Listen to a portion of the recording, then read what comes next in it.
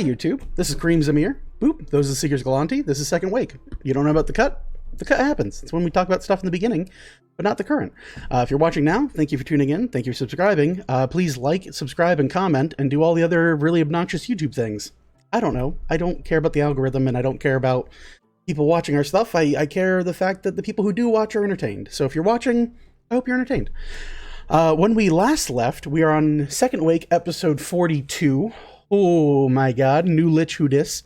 When we last left for episode 41, the Seekers of Galanti had cashed in an abundance of tickets they had won within Light Hope's Labyrinth and bought a number of great items such as fake vampire teeth that totally aren't real vampire teeth, and nobody's currently a vampire, and nobody has to worry about Van Helsing issues.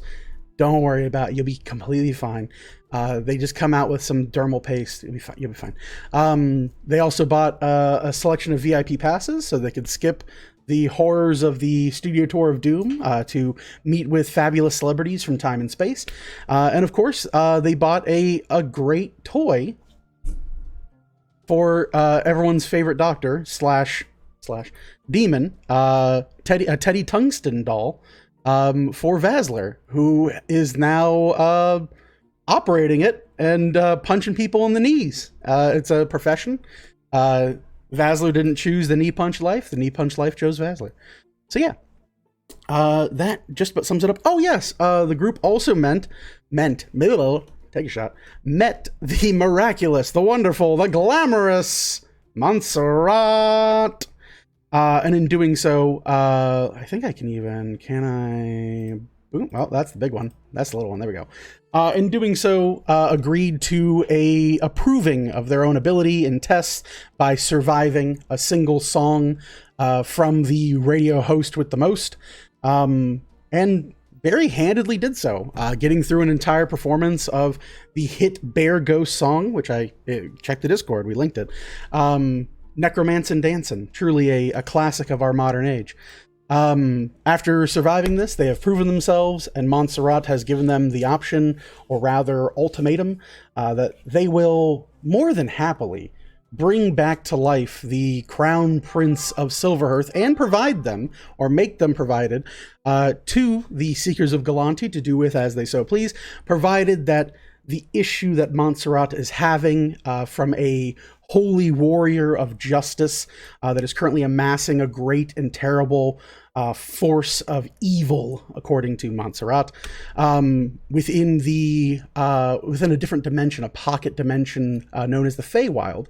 If the Seekers are able to accomplish this task, now believing, or at least proving to the Lich that they have the capability to do so, everything and more can be theirs for this small, handsome sum.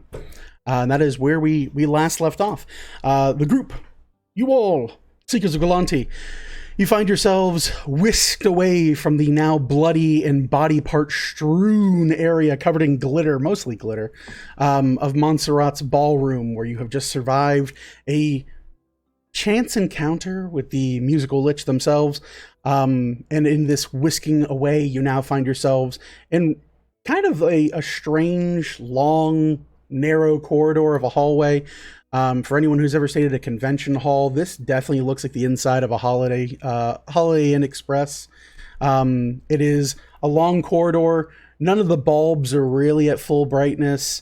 It kind of has that dim light. There are a number of doors leading to either the left or to the right. And you see stood in the middle of the hallway this skeletal figure, clad in effectively their theatrical best, tall, wig pointed towards the ceiling, and of course delightful theater pumps, kind of stand there and holding a number of small stone slabs in their bony hand, and he goes, "All right, dolls, well, I think you've proved yourselves well enough. Everyone here, take a card, take a room. They're all yours to rest in for the evening. And I think when you get your strength back, we'll say, well, why don't we go ahead and we'll do lunch, maybe breakfast, brunch. I love brunch."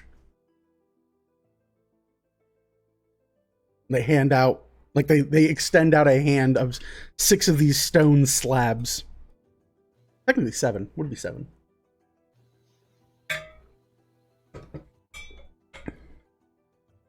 Well, Yes, that sounds delightful. very good.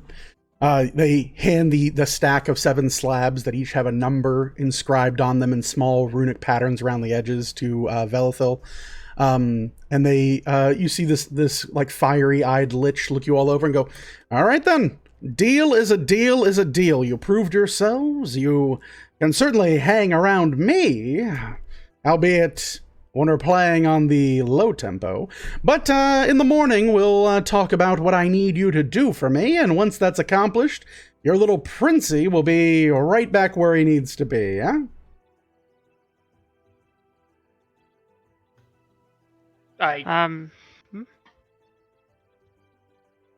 What was that?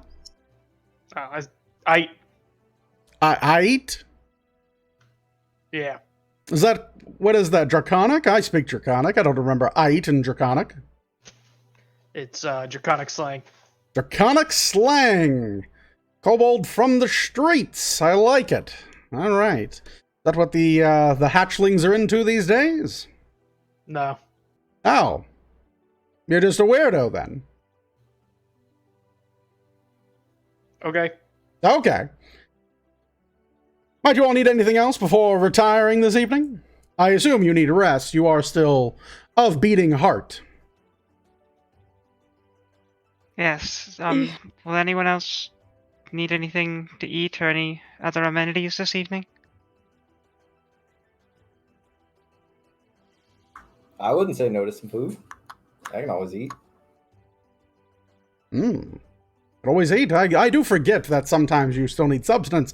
Of course, there should be a small bell inside of each of the rooms. Just ring it, and one of my attendants will come with bells on.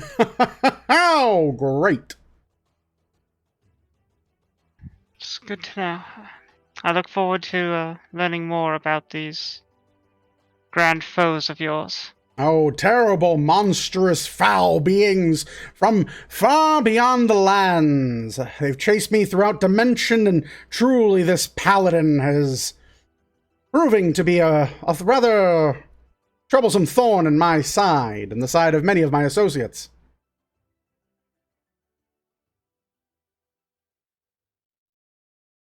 But we'll talk more over brunch. And mimosas! Yeah. I do love mimosas. Right then, I'll see you next time. And you see like a small kind of like, almost, it kind of sounds like the opening strum of like a guitar, kind of a riff in the hallway, and as it kind of cuts through the air, in a flash, the lich is no longer in front of you.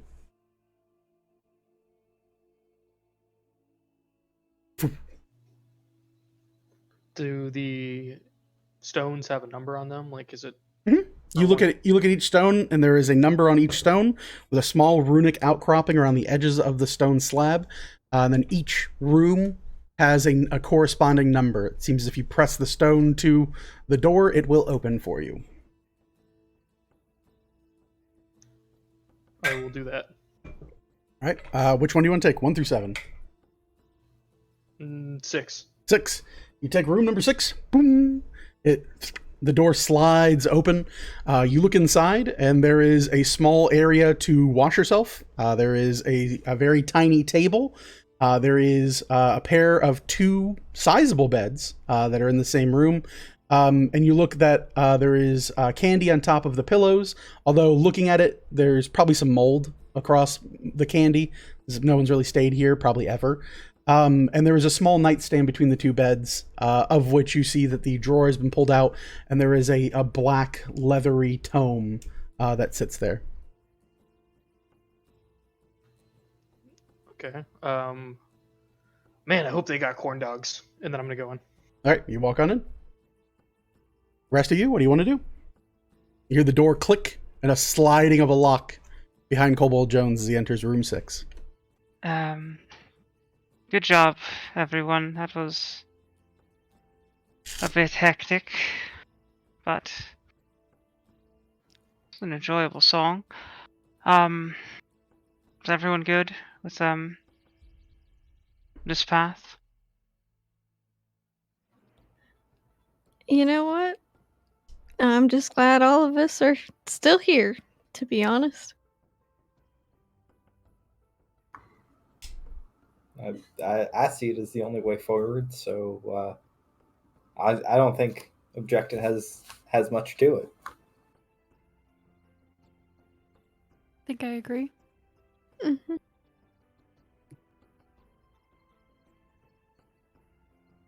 It's about what you were expecting to find in Kane's Plummet, Celeste? Oh, she muted. Technical issues persist. I mean, She's lost her voice. The speaking light is off, Mm-hmm. so she should be good to go. Yeah, it's not coming through. Did you put? Here's a fun one.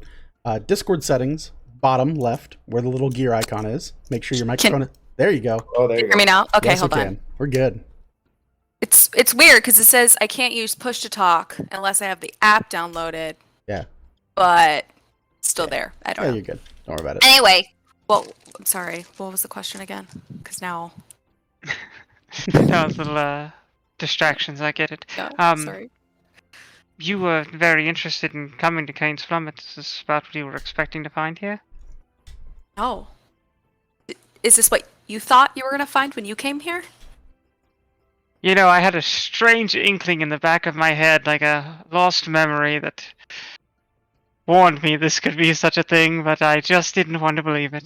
Like you might have been here before, Or just maybe like a dream, or like. it's that voice across the sky as we traveled sparked some old memories. Maybe it was just the way one of my teachers spoke. I don't know. Weird. You saying you Ha- might know this fella? I was I just don't about to ask. Think so. Did he look familiar? Well, I mean, I've seen skeleton. The wig's so fine, though. But I've seen plenty of skeletons. He has much better fashion sense than most. The bows. Honestly, I could learn quite a bit from him, most likely, but it would depend on how good a relationship we end this whole thing on. I'm a bit concerned about how the prince is going to be acting once we get him up, but what really matters is we just get him alive and out of here. We'll see where things with Montserrat take us after that. How about it? Are you at all a little curious though about this Sir Francis?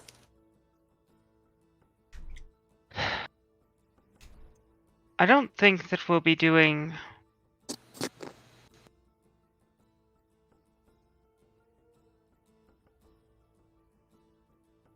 Actually, I don't know what we'll be doing. It's a bit grander than what we normally would deal with, or anyone. This is extraplanar affairs, and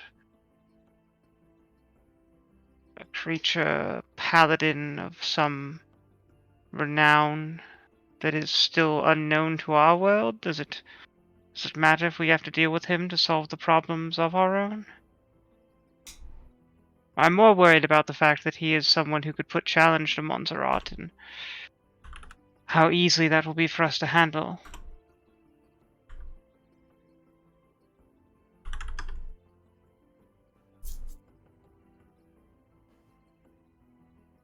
Yeah, I don't think we were expecting a theme park with a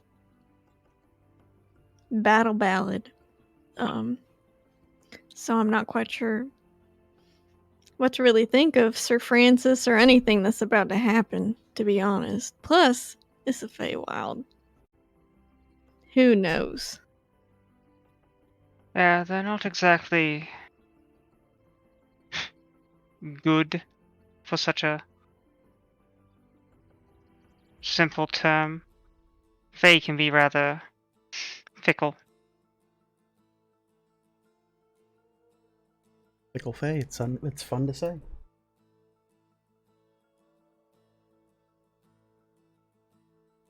For now, we should get some rest. Order food if you wish. Be careful. They probably aren't used to preparing too much. Yeah. We'll see Yeah, how much it's a good information idea. we can get out of Montserrat about this fellow tomorrow. Okay.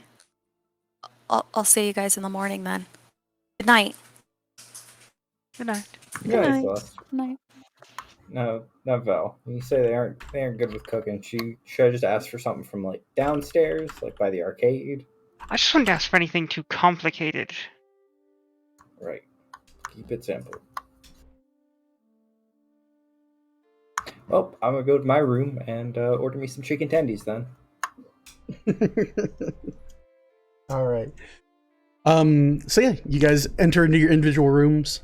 You find them all able to be made colder by a strange magical device on the far end of the wall. There are, of course, ways to bathe, to clean yourselves up, and for those of you wanting, there is a bell that you may ring for room service. Orville, you ring, and you wait for an attendant. Yeah, can I listen for like footsteps? Sure. Yeah, you hold up an ear and kind of listen out for it. And you start hearing this kind of like squishing sound coming from inside your room after the bell has been rung. And you see one of your ceiling tiles slowly begin to drip with this green looking slime before this central mass kind of oozes out of the top ceiling tile and splatters onto the floor around you, slowly reconstituting itself from a puddle as it then forms this kind of faceless looking mask of this, not truly like a face, but you do see an eyeball floating around in this gelatinous being before slowly its front part of its chest forms up, and it kind of looks like it's wearing a large bow tie that's mostly just made out of ooze. And you hear this. Do you speak Primordial?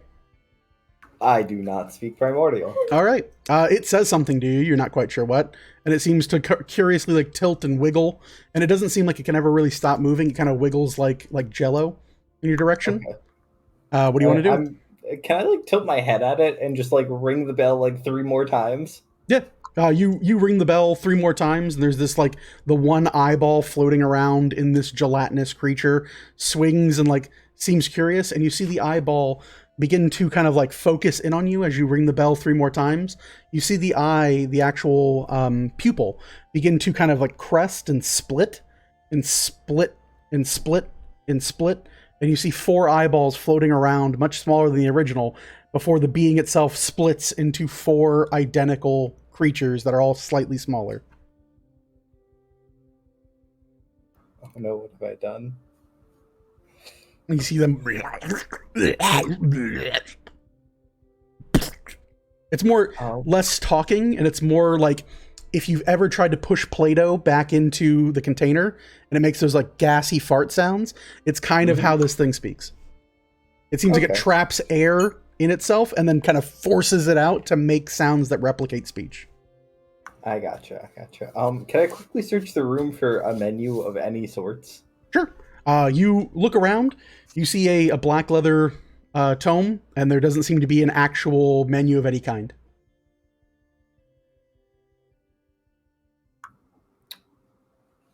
All right, Orville will address the group of ooze creatures. All right. I don't know if y'all can understand me or not, but I was just hoping for like a glass of water and some chicken tenders. You see them all turn and look at each could other. Y'all do that? And they turn back, and there's like this like friendly jiggle, we'll say. You're trained at insight, right? Yes. Yeah, you get the feeling that that's a friendly jiggle. Okay. One of them holds like a part of its mass, kind of comes clean of itself and forms what appears to be it kind of like crusts over, and it kind of looks like a big thick booger. Before the other one kind of splashes itself on this now formated tray and pulls back, and you see what kind of does look like water in a gelatinous cup, and what kind of looks like chicken tenders if chicken tenders were made out of ooze bits. And then the tray is presented to you. Do I have any idea whether or not this will kill me if I try to eat it? You can roll insight. nature, All right. or survival. I'll take insight. Okay, go for it. 15. 15. You look it over and you take a moment and you're like, this cannot be good for me at all. And then you smell it, and it actually kind of does smell like sizzling fried chicken. And you look and you can see there's a small kind of forming crust on the outside of the gelatin that has formed your chicken tenders. And it actually looks like, and being a goblin, you might recognize this, it actually looks like a very friendly mold, like a cave mold that you could eat. Like if you were stuck in a cave in the Underdark, you could eat this mold. It's actually a very like healthy mold. We'll go ahead and take a bite and take a very long and cautious chew of it. It's warm. It's definitely Jell-O, but the chicken flavor is there, shockingly. All right, we'll swallow it. Whoop. You feel it as soon as it passes the your kind of uvula and just hitting down. It almost feels like it drops suddenly, gaining speed, and hits the inside of your stomach as if provoked to enter further into your body. Pretty good. It definitely feels like it expands in your stomach a little bit, but it just means that you're less hungry.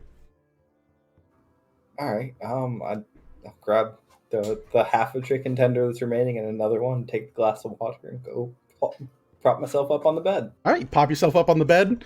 You look and effectively have yourself a nice gelatinous goo chicken, which realistically, I mean, if we're really being like pedantic here, you're eating the same stuff at McDonald's. Like, let's be real, folks. I mean, it's the same kind of goo. It's not healthy for you either. Anyway, moving on. So yeah, you managed to have yourself what amounts to dinner and a liquid. For the rest of you, anything you guys want to do? JJ, go ahead. No, I've got a bit, so you're good. JJ would like to, first things first, take a look at the book. Sure. You walk over. Let's see here.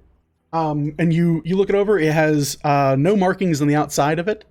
It is a blackened kind of leather-bound tome that is stacked thick with pages. You can smell burnt, like kind of this like almost like crisp smell to it. Probably never been opened. But yeah, what do you want to do with it? You're just gonna like leaf through it? Yeah, she'll leaf through it, kind of maybe read the first few pages just to see what's going on. You open it up, and there is a title to the book on the very first printed page, and it is Peruk's Paradise. And it says, "A Guide to Living by Those Who No Longer Do." Okay, she's interested. Okay. You leaf through the first few pages. You get the entire first like 30 pages of this book, from what you can tell, are a foreword by someone known as the Eternal One. And it starts reading as kind of like a religious text about how people are put here to be subservient to others, and that's bull crap. And you start really getting these like really ham-fisted kind of like mentions about this book was written so that those with power know how to wield it. And then it kind of devolves into like rambling madness of you should never wear white after certain days of labor. You should never match a blue shirt with blue jeans. You should be killed if you ever try to jaywalk or drag mud into someone's brand new carpet. It looks like the first chapter is also how to make use of corpses as decorative material. And it actually shows this like very nice illustration of this like 4-pronged table, and it looks like there are 4 people holding up where the legs of the table should be. Interesting. Okay. She's kind of interested in taking the book just for further study, because it's different. Yeah, you can write down that you have a copy of Peruk's Paradise. That's Peruke. Okay, awesome. Thank you. And then the next thing, is there a mirror in the room? Not in the room, but in the area where you would wash yourself, there is a small kind of like mirror that extends from like one end of a wall to another. Okay, she wants to go up to it and check her teeth. Sure, walk up to the mirror and you look and you have these very sharp looking canines that seem to protrude from the top part of your jaw. Is Basler with her? You look around. Vasler's not here. Okay, alright, that's fine. She will just note that, get washed up, and just eat one of her rations and rest. Rip open a ration. You're like, stare at the bell. Anything else someone would like to do? Think we're at Vel? Yeah, I start with a bath and just to freshen up. And then afterwards I want to cast Identify on the vampire teeth and on my comb dagger. On your comb dagger? Oh, of course. Just in case. You don't trust it? You I think just it's gonna like make to all know your hair fall things. out or something? That's rude.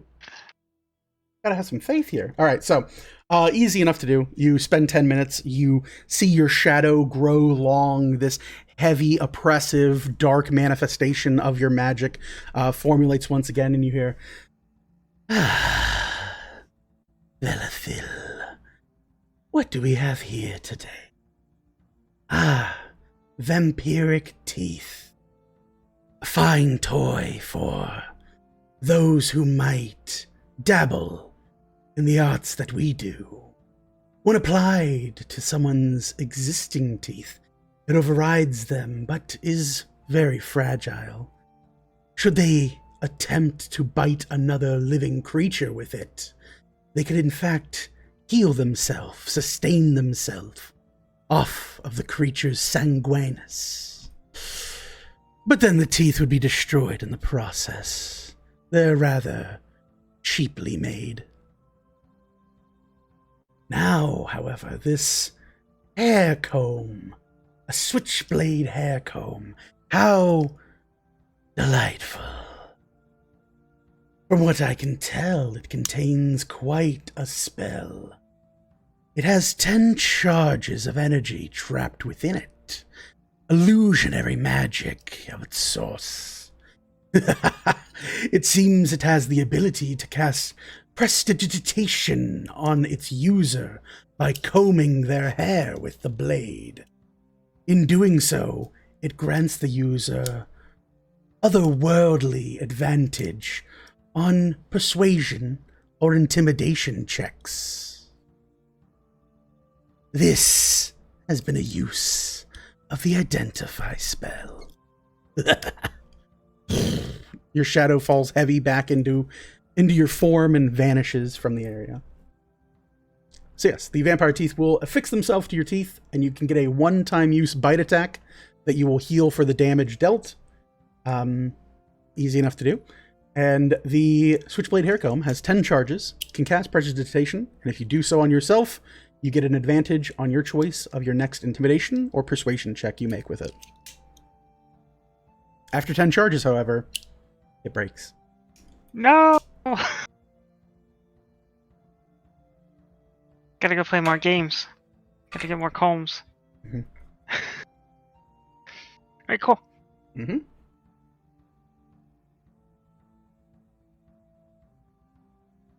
Anyone else want to take any actions before taking a long rest? I'll do. Yep. Cobalt Jones has the initiative, then we'll go to Morgan. All right, I'm gonna go over to the bed. I'm gonna grab the book. Mm-hmm.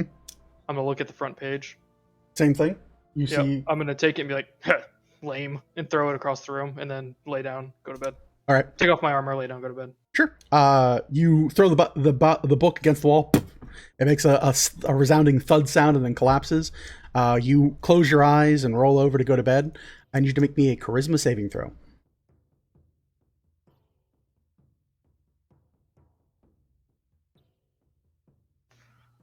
That's a 1. It's a 1? Dope. Well, yeah, natural 1. But Yeah, you sleep great, bud. Yeah, Yeah. that's 1. Yeah, that's 1. Don't worry about it. Morgan, what would you like to do? I was just gonna summon Chonk and then put my teeth in.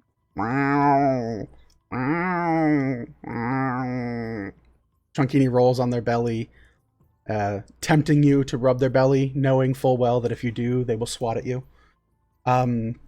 You put in your fake vampire teeth and you feel them stab into your gum line. They're uncomfortable, and then they affix themselves to the roof of your mouth and around your teeth themselves, giving you this kind of vampiric looking smile. Anything else you want to do? No? All right. Celeste? Celeste's just gonna take a bath. Mm-hmm. I don't even know if is it a like bathtub? Can she take a bath? Yeah. Okay, it's cool. a Holiday Inn Express, yeah. Oh, sweet. Yeah. So she's gonna Not sponsored. take a bath, and then she's gonna sit on the floor in front of the bed and just kind of like contemplate what kind of animal is in Orville's little box that he has. Oh, what's in the And box, Orville? Yeah.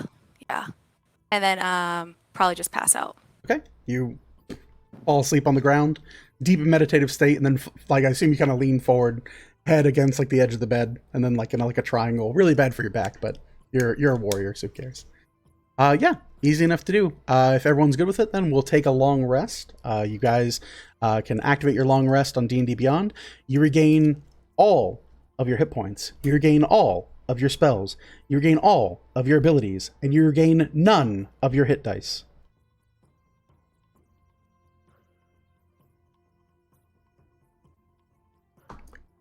Obel Jones, as you sleep, there is a feeling, an itchiness at the top of your scalp.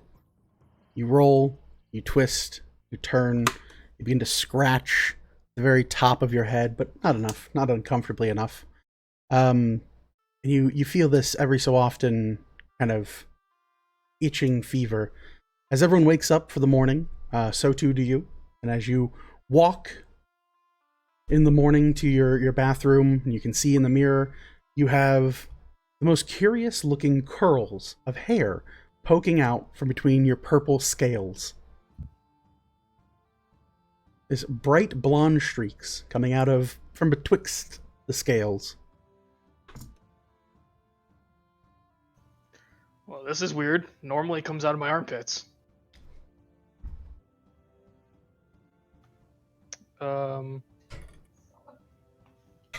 I'll just wash up a bit, get the blood off, and get dressed, and I guess leave the room and wait for people in the hallway.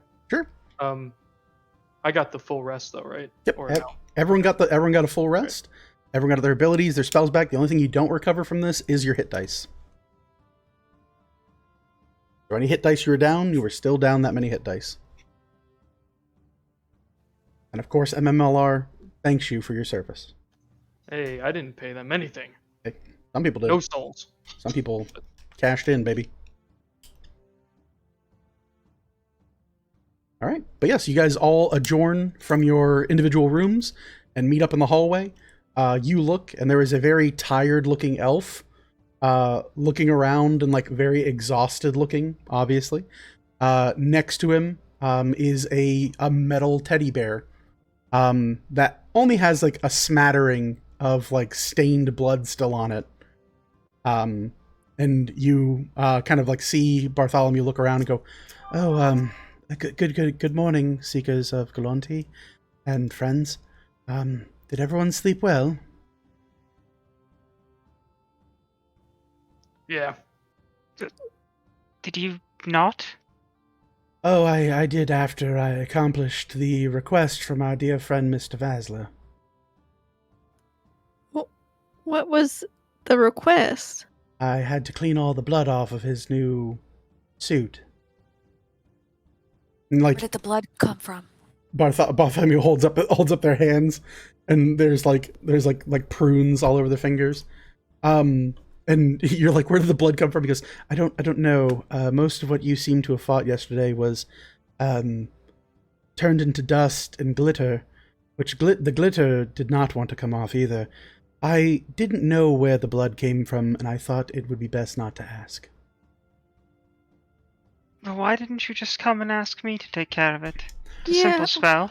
I would have, except that, Mr. Vasler, you hear, "Careful," wanted to be the, what was it? Guardian of the room key. And I was afraid I would have been locked out otherwise. And you see the teddy bear is holding the stone tablet betwixt its two little bear claws. So, sorry. It's all for the good of the team. He was a real trooper, and as he reminded me, I sat on my, what was it? Your candy ass! Yep, my candy ass, to not help in yesterday's fight. It is the least I could do for such a heroic and valiant warrior of the team. Basler, Yes. we got you that nice, shiny Teddy Tungsten. He missed some spots. It's not as shiny. It would be great if you could if you're gonna get your toys dirty yourself, you gotta clean them up yourself. That's what this guy's for. Or they get taken away. What? Or they get taken away. You're gonna take away? You can't take this away. Buddy is here to make sure that we don't fuck up when we're talking to people. Very valuable. He can still talk. They're not a maid. Not a What? maid. Since when? But we gotta keep our own stuff clean. That's what a hero does, and that's what a badass does. They keep their own stuff clean. I'm not a hero. Well, yeah, sure, you kind of heroic. It was pretty awesome. You did a lot of good punching on those skeletons. Yeah, I was gonna punch some stuff. You are a badass. Yeah, you are a badass, though. I'm a badass? Yes. Awesome. But yeah, badasses gotta keep their own stuff clean. They Uh, can't rely on people all the time by themselves. That's half the time they're by themselves. They gotta do their own stuff. Go ahead and roll persuasion at advantage as you're playing to his ego. And on Vasler's flaws, the term vain is there 4 times. That's a 26.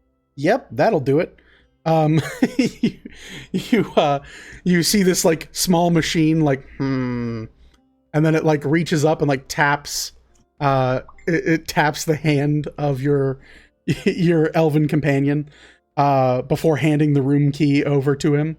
And you see Buddy kind of go like, "Oh, do you want me to hold on to it?" He goes, You can be the keeper of the key." Just, "Thank you, Mr. Vasler. I appreciate it." "Yeah, whatever. Badass." So it's like you see like the machine like walk over and you hear like the doo doo doo, and it goes and stands next to JJ and it's like, "Badass." D3 the badass. Yes. I like it.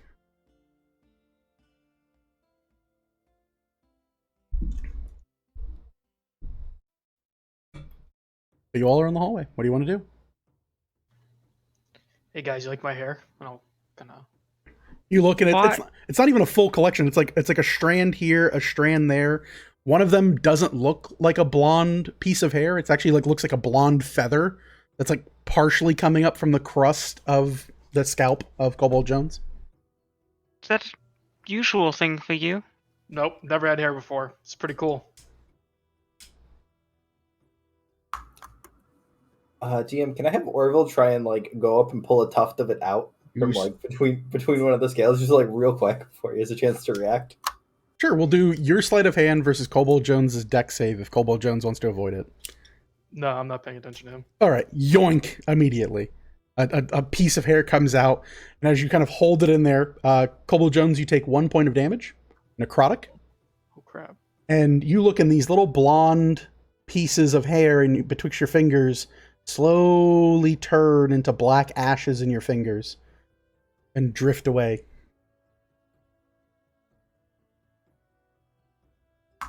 Hey, Velathil, this hair just turned to ash and then went away? Do you know anything about what would do that? Arcana check? Sure. Do Arcana check. Shockingly, you can also do nature check on this one.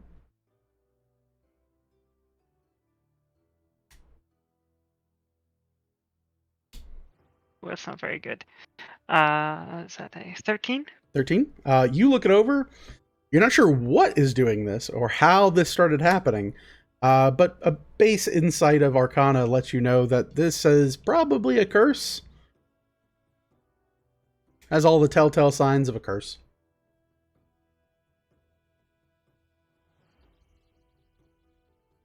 We really are a cursed lot, and I'm afraid you may have already gotten your first curse. I can attempt to identify it, but most curses are difficult to discern with an identify spell. So I'm not gonna get like a full head of hair. I don't know what you're going to get because I don't know what curse is afflicting you. Do you want me to try and identify it, see if I can get any information? Okay. Right. Take out my pearl and start rubbing it on Cobalt Jones's head. The spell takes hold as the ritual is completed. This dark, heavy, shadowy being erupts once more and emerges from your shadow. You see these big, heavy, weighted hands rest on your shoulders, and this whispered creature, this formation of your Arcana, once again speaks secrets into your ear, and you hear the what a delightful creature.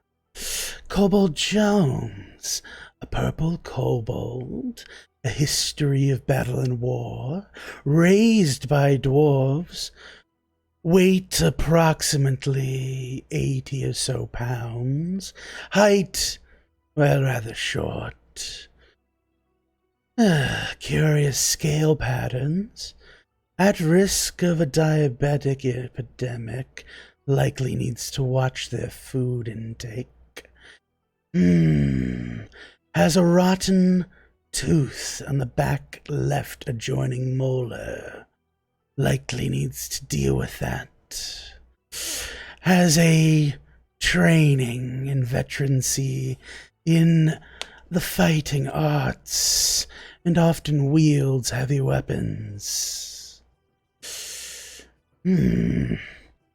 Is cursed. Curious. Necromantic magic is erupting from its scalp. More than that, I cannot see. This has been a use of the identify spell.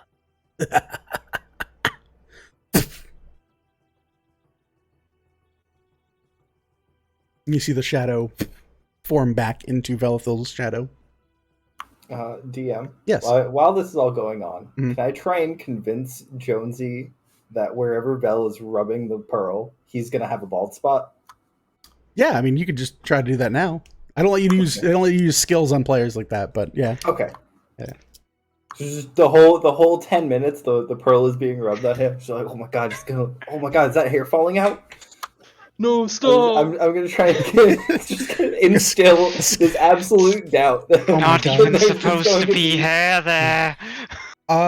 Yeah, I okay. love it. Kobold Jones, go ahead and give me an intelligence saving throw versus a sanity check. As your teammate attempts to convince you that you are going to be scalped. Your scales will fall out, your hair will fall out, it'll be bad. It's a 9. I am, however, proficient in insight, if that helps. Sure. Yeah, you can choose to disbelieve if you so choose. What would be your insight check? 9 plus what? It'd be 8 plus 6, so 14. 14. With a 14, you're like, I'm good. You're good. You're fucking with me. Like, you can choose to disbelieve at that point.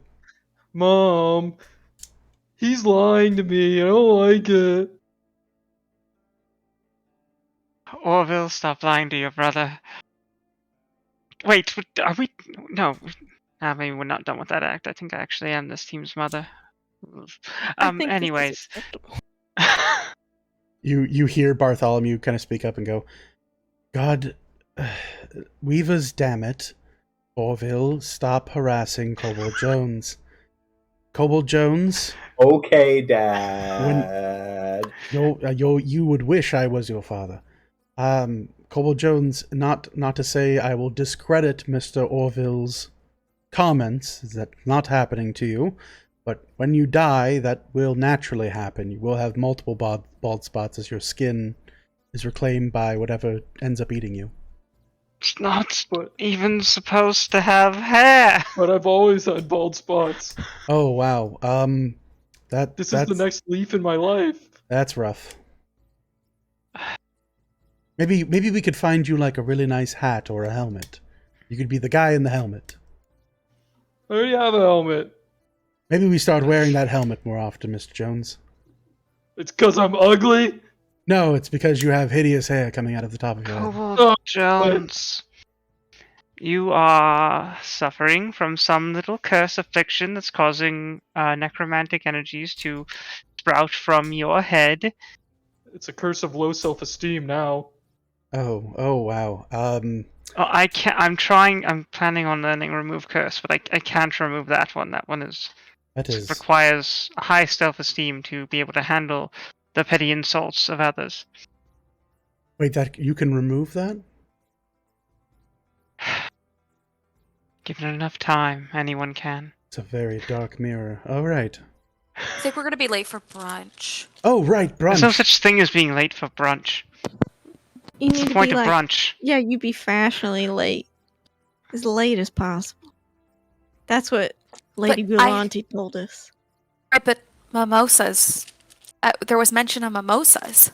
So You'll maybe get for once we want to be on time. they'll be shoved into your hand right away. You can catch up real quick. I don't have an answer to this problem right now, Kobold Jones, but I hope to very soon. So just try and bear with it. If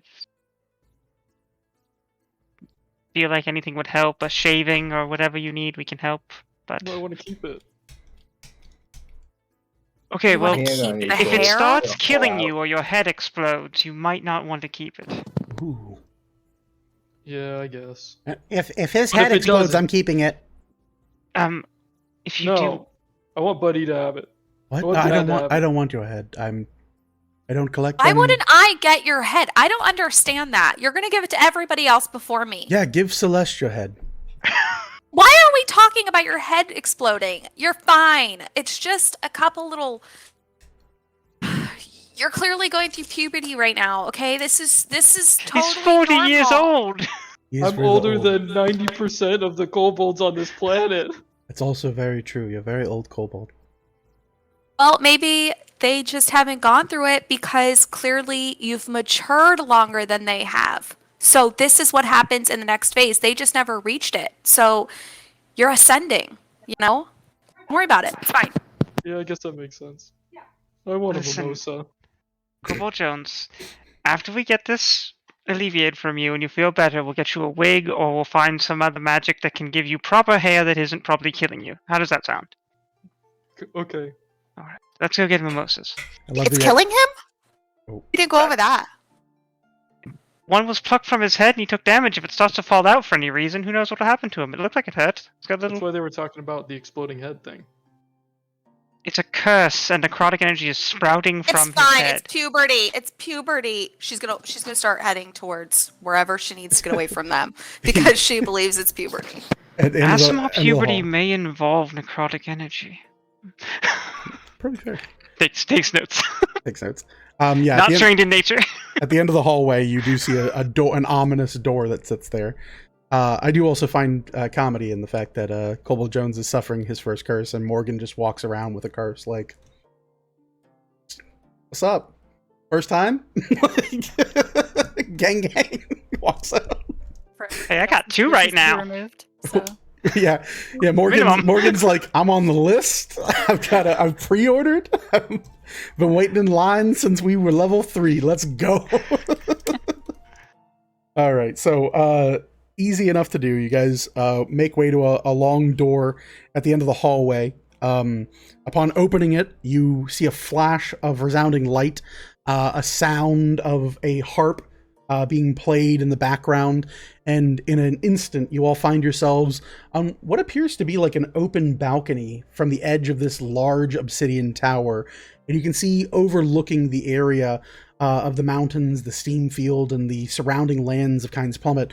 And there is a beautiful garden table and metal chairs sat around this kind of like very lovely looking overhang and overlook. You see there are a number of well-dressed skeletons that are all in very fine butlery. Each of them also wearing a large kind of blackened hat, almost befitting that of like a servant or things of that sort. Many of them have towels wrapped over one arm and being held at attention. And you see there is a lovely feast prepared. And there is like everything from a cooked boar that sits and has been pre-sliced.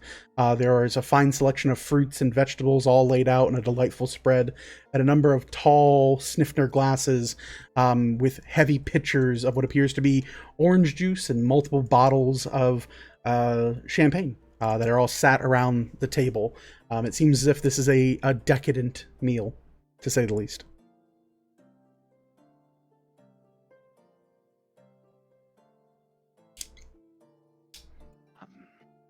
I'll approach the attendants and ask if we're expected. You see the attendants turn, like this kind of like rattling sound from their heads, and there's a nod, and like each one of them goes and pulls chairs out for each of you, leaving a chair at the head of the table by itself.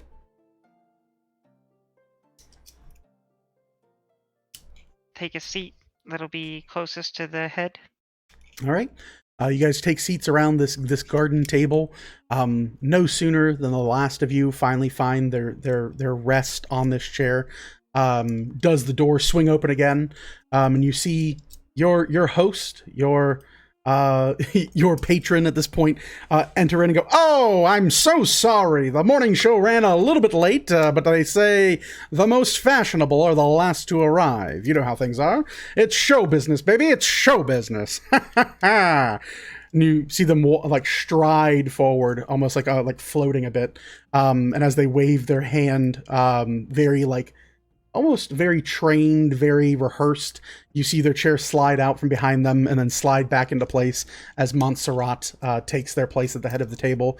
Goes, "Tell me, Seekers of Galanti, how do you like the view? How was your night? Were my accommodations accommodating?" Yes, this is quite the view, and it was a lovely stay. Lovely stay. Indeed, it was. The room service was excellent.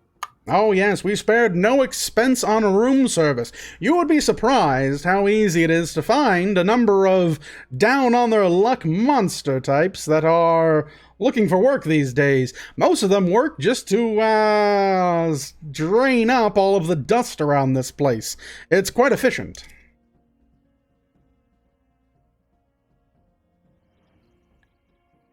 Could I ask about the book?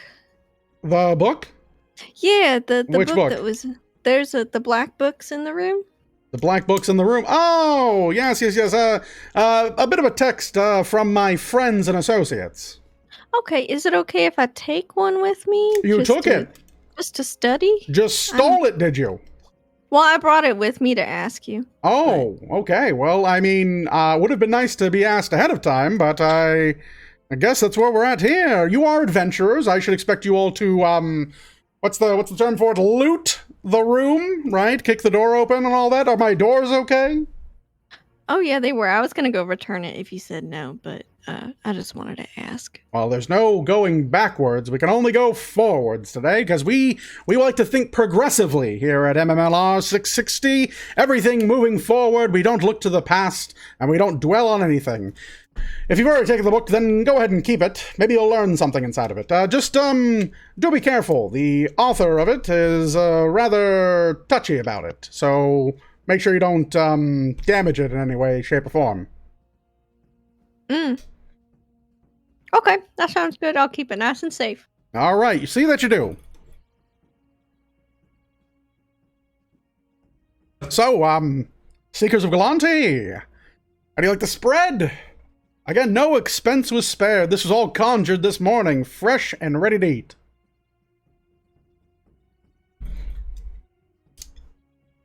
It looks delicious. It is delicious. You should have a bite. Please enjoy yourselves.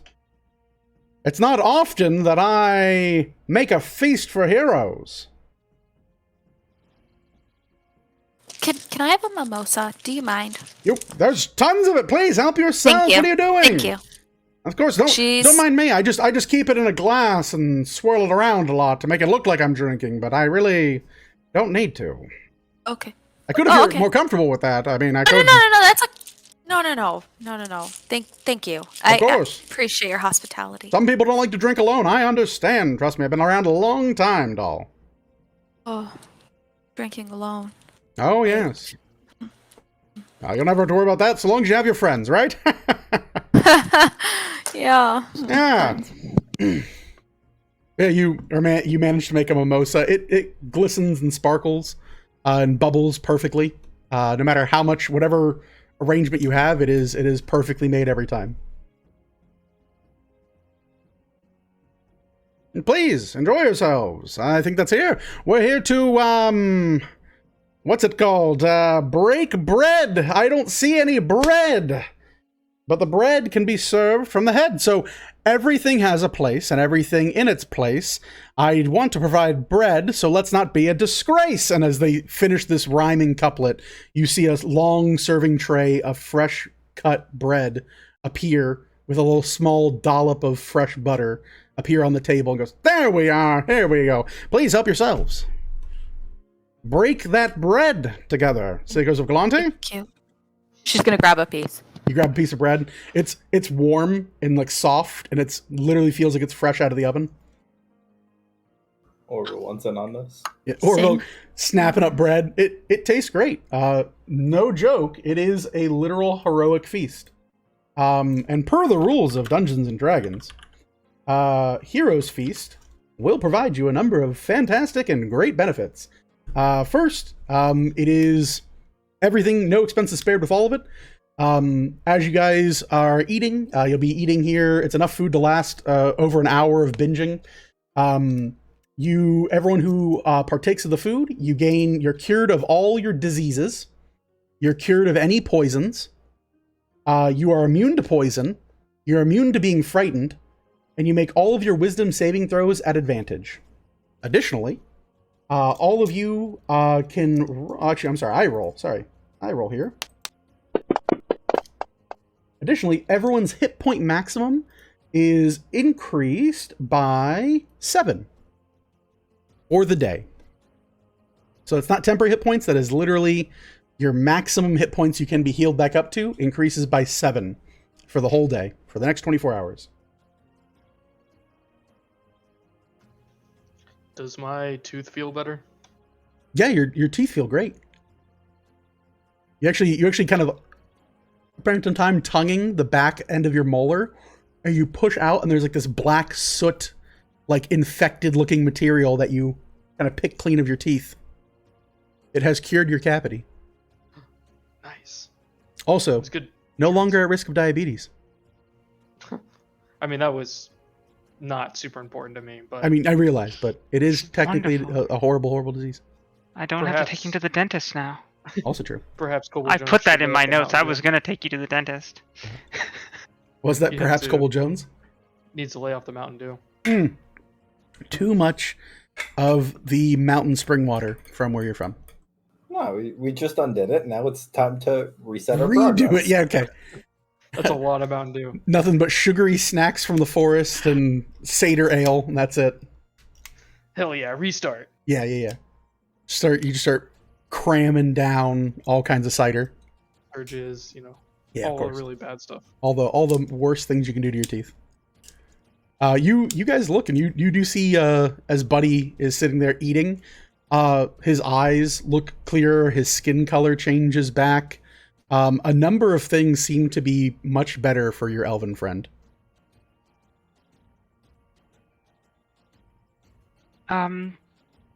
So, Montserrat, what can you tell us about this vile Sir Francis? Oh, well, he's been a thorn in my side and my associate's side for, better part now of, a few centuries at least. They've attained the power of a god or goddess. I'm not quite sure how it works, but they've always opposed my friends and I. And so I came here to a far reach that they had no power or influence of, or their god could not perceive, in this godless, heathenous world, to amass power that I might oppose them. I hadn't considered that I'd run into such valiant heroes that'd be willing to deal with my problem. And I think that's where we cut the fat, as they like to say in my business, on this. I'm really only here in your Everweald to amass power, gain life energy, to build up an army able to oppose this heinous being of their own special brand of justice.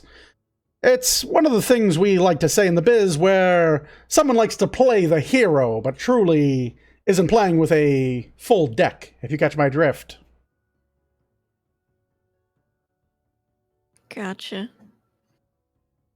They are a powerful, immensely so being of radiant energy that will inevitably destroy me or have a very strong chance of doing so, but being that none of you are of my affliction, we'll say, well, gifts, perhaps, I think you'd have had a good shot. After all, they're a goodly person. They won't be expecting to defend themselves from other goodly people.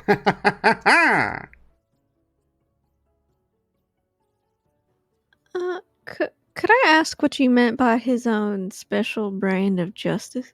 Yes, this individual, this Sir Francis, has embarked on a, what's the term for it here in the business, crusade of sorts against undead beings and those who have, in, well, lack of a better way of speaking, cheated death.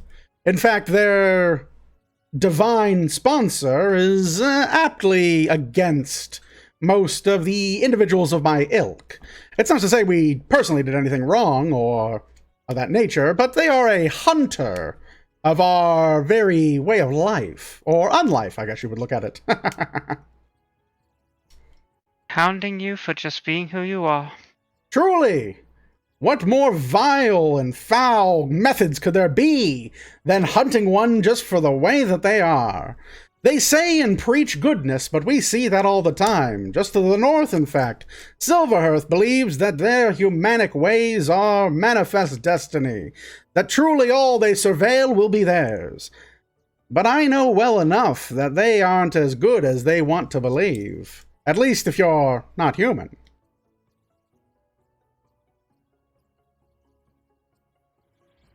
Is that so?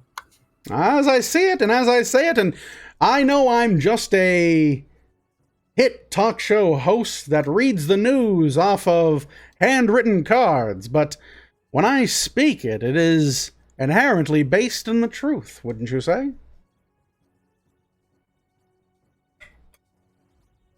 I suppose so, yeah. And Isn't it your truth? Don't you only... now I I speak the news, but I would never admit to any type of biases. I just report things as they're seen, things that are reported to me and therefore delivered throughout the multiverse for everyone to partake in and speak on. And I thought you said that you create the news. well, we in times will have a number of agents cause things to happen on slow news days so that there will be news to report on.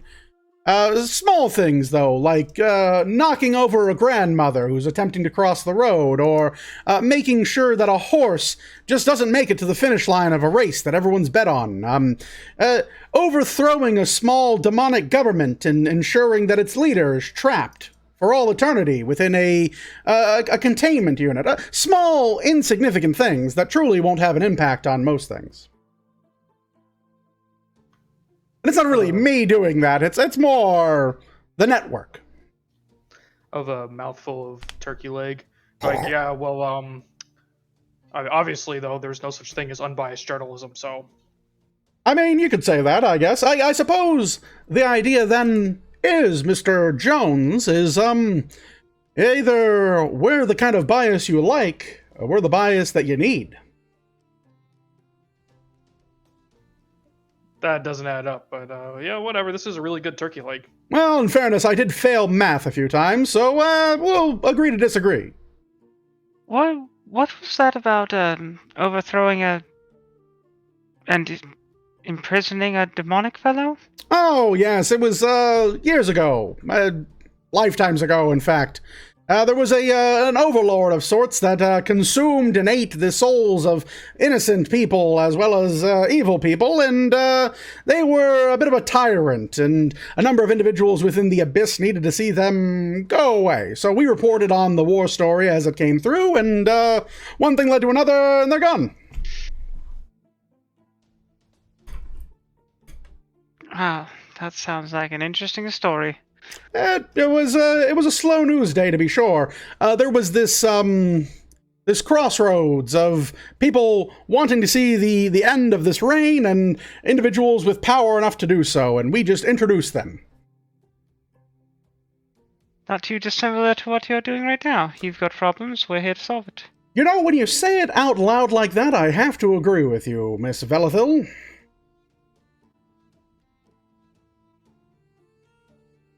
You said he has pretty grand forces, this Francis. Oh, what yes. can we expect when we're heading into the Feywild? Well, they're currently, reports on what they're doing, and my recent news ticker that's come across is that they are seeking an object deep within a pool of reflection, an object that will allow them to gain divine insight, an ability to view and scry beyond space and time, and see and peer into the future. They're looking for the perfect time to assault myself, and of course my associates. And we can't allow that to happen. Our time is very short, and so you might just end up being my last best chance to pull one over on the old paladin.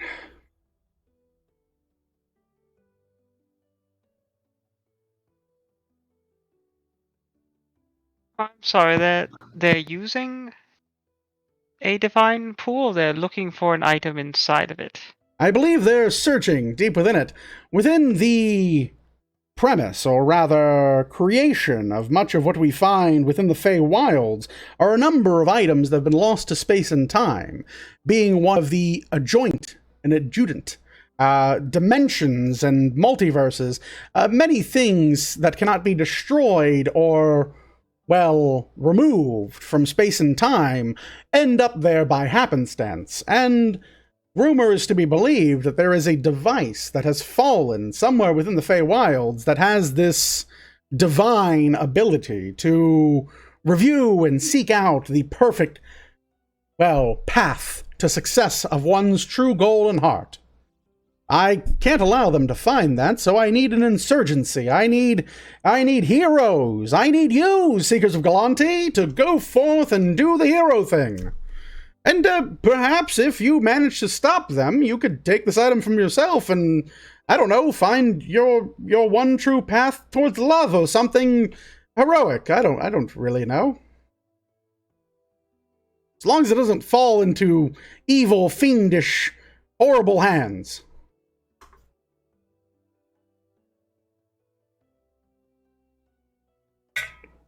Like Celestials? I wouldn't say Celestials, perhaps.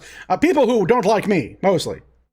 I'm good with a number of celestial beings. Your Miss Celeste here seems quite amicable. I don't have any problems with her, and she's rather divine. Really, Jonesy? Really? Yeah, Jonesy. Come on now. Bit presumptuous. Eh. She's gonna chuck a bread roll at his head. Okay. Jonesy, the bread roll hits. And then Try to catch it in my mouth. Oh, 100%. like the best game of Hungry Hippos. Crunch that bread.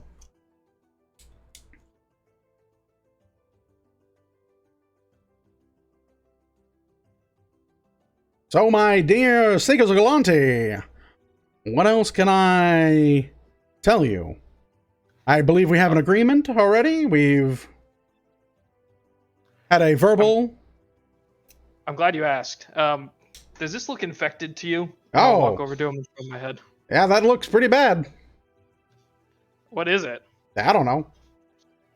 What'd you do? I don't know. Went to bed. Well, probably bed bugs or something. I don't know. Maybe use a better shampoo. Wait, bed bugs in your hotel room? Oh yeah, I employ them. That makes sense. They make the beds. Do bed bugs make hair? Huh? I have hair. I don't know what they do off the clock. I only pay them to make the beds, kid. No. Whatever All weird right. stuff they do when they punch out, that's between them and the other ones. I just wish they'd ask consent next time. Well, I'll go sit down.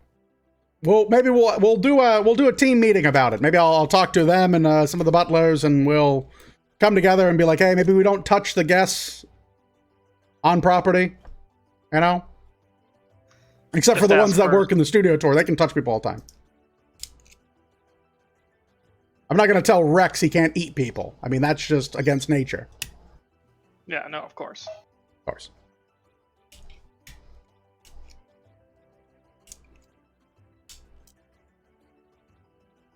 So, it's pretty good. So Got it. how do we get there? Oh, yes. I've already booked your flight. I have. Hold on. Here we go. I have your tickets, and you see from inside the coat what is literally nothing.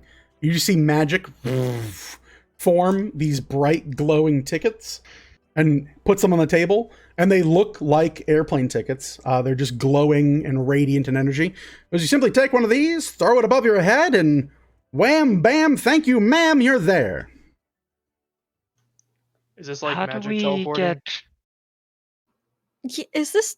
Are we teleporting? Because You're technically not teleporting. If it makes you feel better, I don't know what you might have against teleportation. This is what we know is a shift in reality. There, you see the different worlds and multiverses are thin. They're like planes, and you'll be taking a ride on these planes between them, a plane ride, if you will, that will shift your reality into one of their realities. We have to say that wham, bam, thank you. Wham, bam, thank you, ma'am. Throw the ticket, quick as spam. Okay. So we have to say that. Okay. You- Thanks. I've done that Yes. before, and I thought I had to say something, and Yep, I did by accident. of and course. It's just okay. Thanks. Good to know the words. How do we return? Well, once the deed is done, and I, of course, will sense it, and my associates will inform me as well, we'll have a number of eyes on you. Of course, this is going to be pay-per-view, and with that, I'll just snap you back quick as I can. We'll make a gate available for you for your onboard plane shift back, and you'll be right back comfortable. I'll even have the prince waiting for you once I know. Just a snap of the fingers. Little bony guy will come running, and we'll throw some skin, some muscle, and that great winning I hate everyone personality right back into him. Sounds like him. Sounds like him. Not a single hair on his head will be harmed. Trust me there.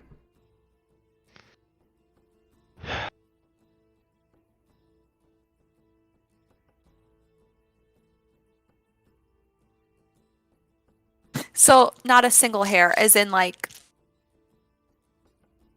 not a one. I won't do anything at all to harm the young prince. I will have no need of him any farther.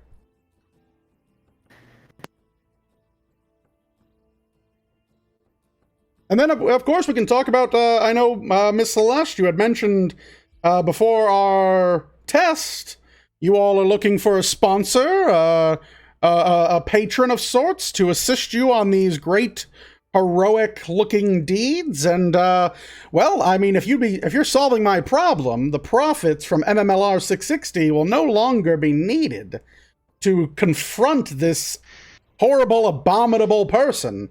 I would happily redirect some of this arcane energy towards whatever might be best suited to helping you here in this godless, heathenous place. Feeding the children. Feeding the children. No, we're definitely not doing that. No. The children are obese here. I've seen them. They roam the streets eating everything. We could definitely get the matching jackets. Matching jackets, sure. We'll put some sequins in it. Maybe some nice fur. Feathers?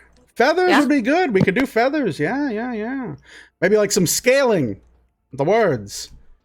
I don't know what we're thinking here for like a. I definitely want to put MMLR 660 like right on the back of it. Maybe we'll do that in like dragon scale or something. It'll pop. It'll pop.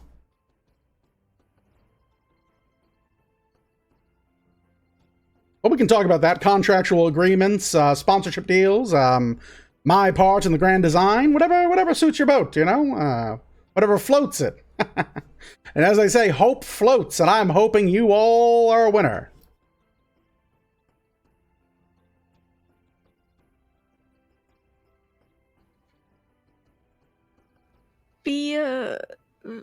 Before we leave, should we let our the lady know that we are hopping on over to a new plane to continue? The what now? The lady that we technically work for? Oh, I'm sure she'll be fine with it. You're saving a prince, after all. You'll be there and back before anyone knows. You see, if you tell her now, it'll just be more awkward to explain later when you're back in 5-6 minutes. 5 or 6 minutes? Well, yeah. How- In, out, take care of business, come on back. I think it might take us longer than 5 or 6 minutes. Well, not to her. Oh. The time is different there than here. It's a little wibbly wobbly, yeah. I've never been to the Feywild. It's first time for me. Okay. Well, first time, yeah. Don't eat any of their food, and Good to know. try not to sign anything unless you've read all the fine print and you're cool with it. If you meet anyone promising to be a Pacton type of individual, probably really consider your options and what they're offering. Don't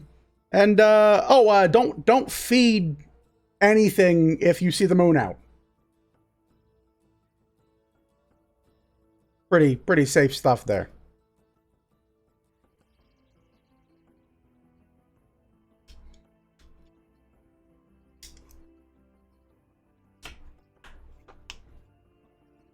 We ready to go, or do we still need a few more things? Well, that's up to you all. I'm just here to facilitate our agreement.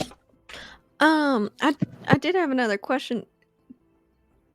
In case we may run into anything there, what do this Francis fella and his folk look like? Shorter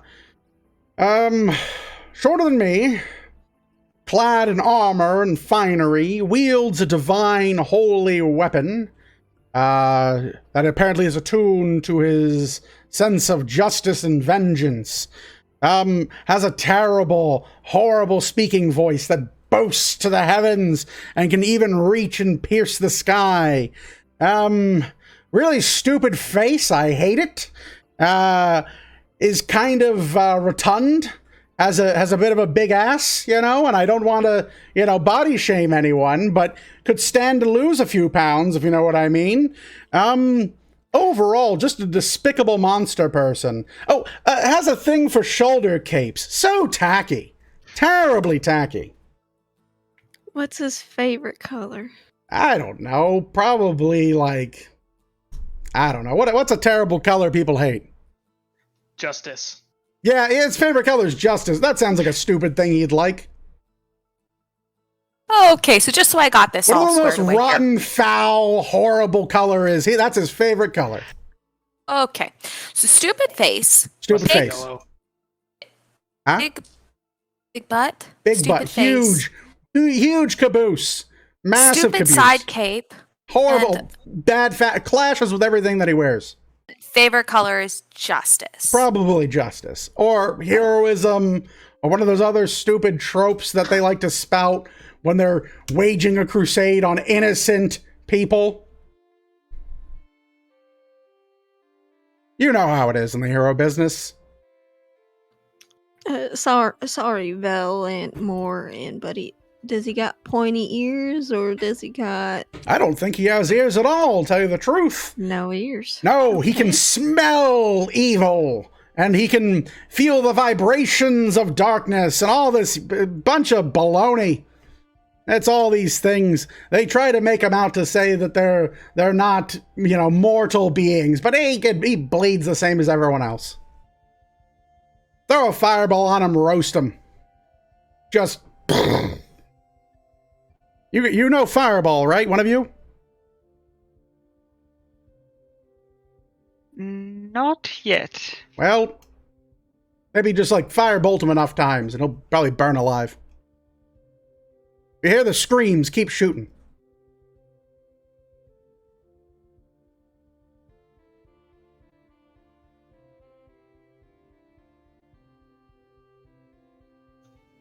Well, there's no way this can go bad.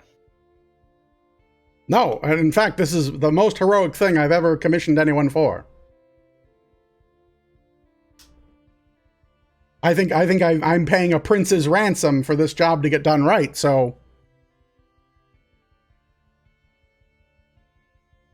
Any other questions, comments, concerns, or are you ready to take your boarding passes for your plane?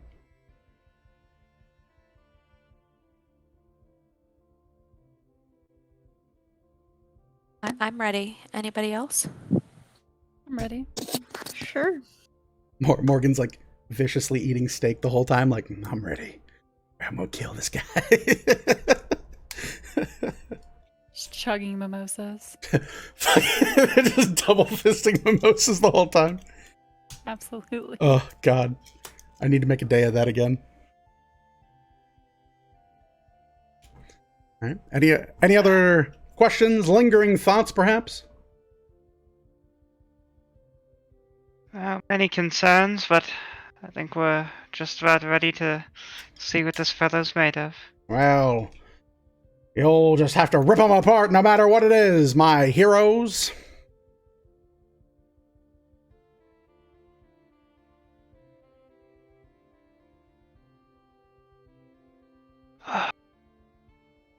Do you know how close these plane shift tickets will take us to him? Should put you just a hop and a skip away. I've spent good arcane residuum crafting these magnificent tickets to get you right up on his backyard. Shouldn't be more than, a jump or two to get right on him.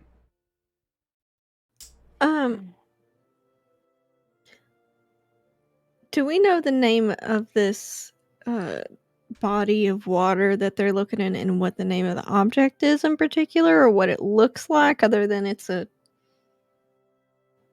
mirror type thing? It's some type of divine instrument. I personally have never figured out what it is exactly.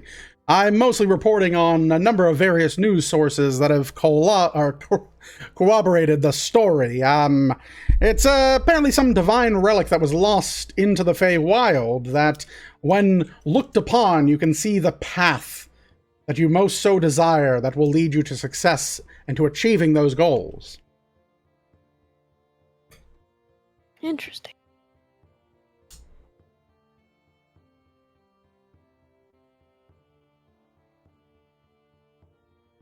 And not sure what the location is, or the... It's something rather. They say it different in every language. The elves call it one thing, the mortals call it another. Some of the devils that I've spoken to, other credible news sources I won't reveal, but they all call it different things. It kind of boils down to some type of lake of reflection or lake of the divine. It's always some horse shit that they go forward to. All right. I think I'm done with my questions. Thank you so much, Montserrat. Of course. Cast mage armor on myself. Is everyone ready? Ready.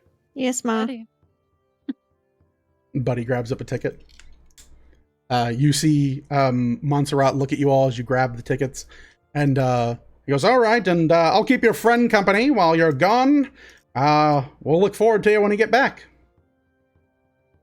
a friend? Yeah, I mean, you're not going, are you? And you see the small little bear look and go, sorry, I'm technically not allowed. Not your place, huh? Not really my bag, no. Yep. All right, that makes sense. I was Yeah. about to say it's probably not a good idea. You kill one archfey, they never let you forget it. You desecrate People the hold graves grudges of... so long. It's awful. It's really awful. A shame. Well, be good. Don't. Make sure you keep your armor in tip-top shape. I Your will. Teddy. Yeah, don't All right. worry a thing. I'll make sure that I have the finest gelatinous cubes clean the outside of that Teddy tungsten.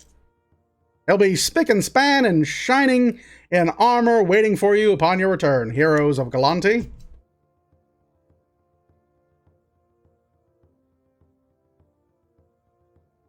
Alrighty. Well, All right. You guys take your tickets in hand. We'll start here. Celeste, what do you do? I'm gonna say, bam, bam, thank you, ma'am, and I'm gonna throw it up. You throw the ticket up in the air, it starts burning in front of you, and as it gets over your head, a circle opens, and you vanish in thin air. We'll go to Kobold Jones. What do you do? Wham, bam, thank you, ma'am. Vanishes. Morgan, what do you do? Wham, bam, thank you, ma'am. You hear right at the end of that, meow, and you and Chunkini vanish. Orville, what do you do? Wham! Bam! Thank you, ma'am. Throwing it. Circle opens. You're sucked into another dimension. Velithil. Wham bam, thank you, ma'am. Vanishes. And JJ. wham, bam, thank you, ma'am. And You vanish again. Sitting out the porch, the camera cuts down. You guys see Montserrat standing next to this Teddy Tungsten and goes, they're not the brightest heroes I've ever hired, but honestly, that was the funniest thing I've ever seen. They could have just thrown... Never mind. You probably don't understand either. You want to go torture some people? Oh, yeah, I would love to torture some people. Because fantastic. Let's go. And for all of my adoring, wonderful public that is now here, we thank you for joining us, but we're going to take a break. We'll see you here after the break. Give us about 10 minutes, and of course, we'll be right back with more Second Wake.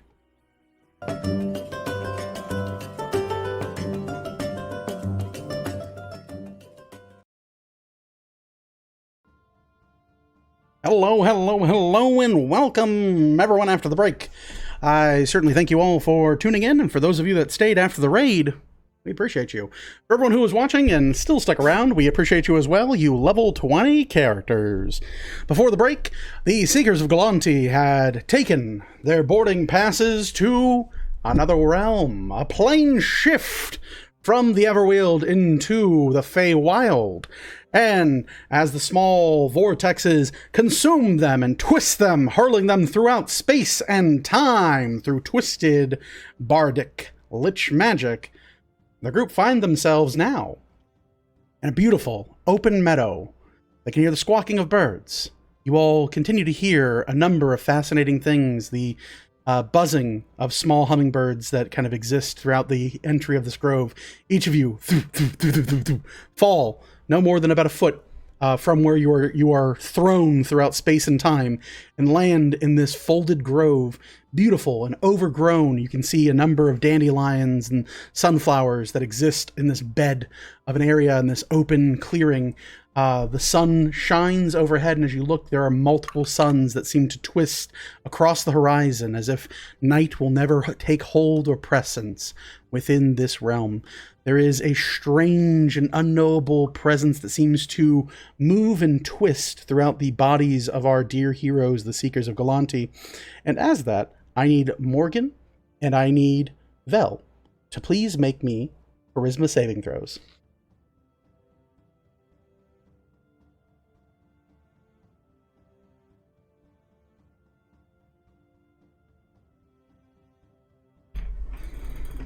Morgan, what do we get? An 11. An 11? Okay. You feel something wash over you for a moment. Vel? Natural one. Natural 1? All right.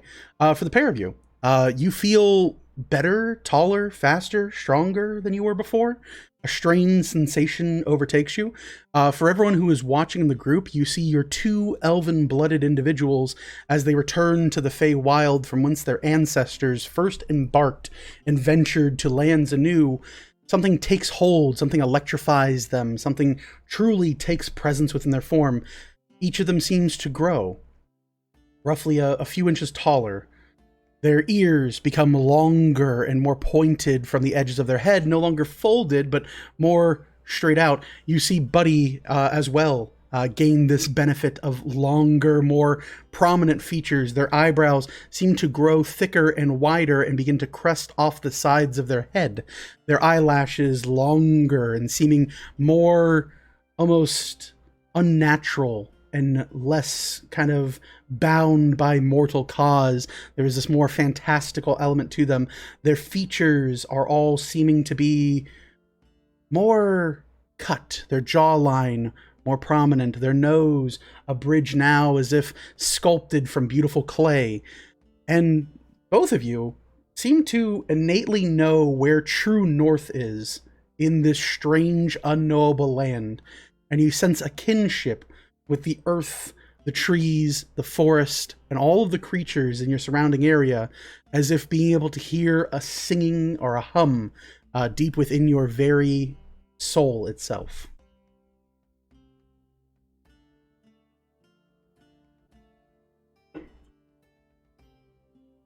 Well, Whoa, Mom, Dad, you look chiseled.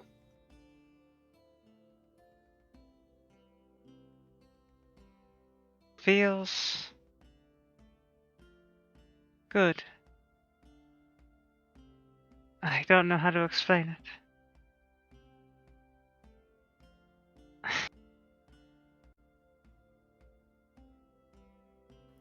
welcome home. Like hard drugs. No. Hard drugs feel way different than this. Bartholomew looks around and looks at like these regrown long fingernails and like very like point, like they're like Bartholomew's hair has never looked clean, and it's like flat against his head and like glistening, and like as the sunlight hits it, it seems to dance with like various like shades of brown. Almost looks like a mixture of like tree bark and actual like hair itself, almost like this like ethereal, like almost supernatural look and glamour to all of our elven individuals in the party. And Morgan, you hear a voice. It hears, "Oh man, that was weird."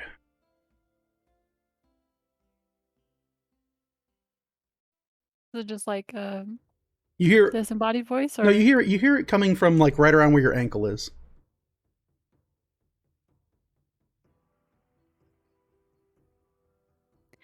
gonna look down? You look and you see Chunkini, a Fey spirit that you've often summoned to the Everwild to work with you, now standing on their hind legs, paws out, big, heavy gut hanging forward, and a very wide-set, long, whiskered face with a like almost a human-looking smile and features and traits. Their little bells on their hands now looking like actual pawed gloves. They go, "Whoa, man. I am hungry. Hey, lady, I'm hungry. You gonna feed me?" And starts tapping your leg, like walking around. Aren't you always hungry? Always hungry. Wait, you could understand me? I can now. Awesome. I want food. I want a lot of food. I want, what was that stuff you had in that city? It smelled really good and I wasn't allowed on the table? Cheese? I want cheese. And I want salsa. I've heard of these things, and I've never been given them. I will absolutely see what I can do about getting you some. All right. You see Chunkini like walk around on these hind legs and like very much seems like more human than Chunkini has ever seemed. And seems like a very much living, breathing creature.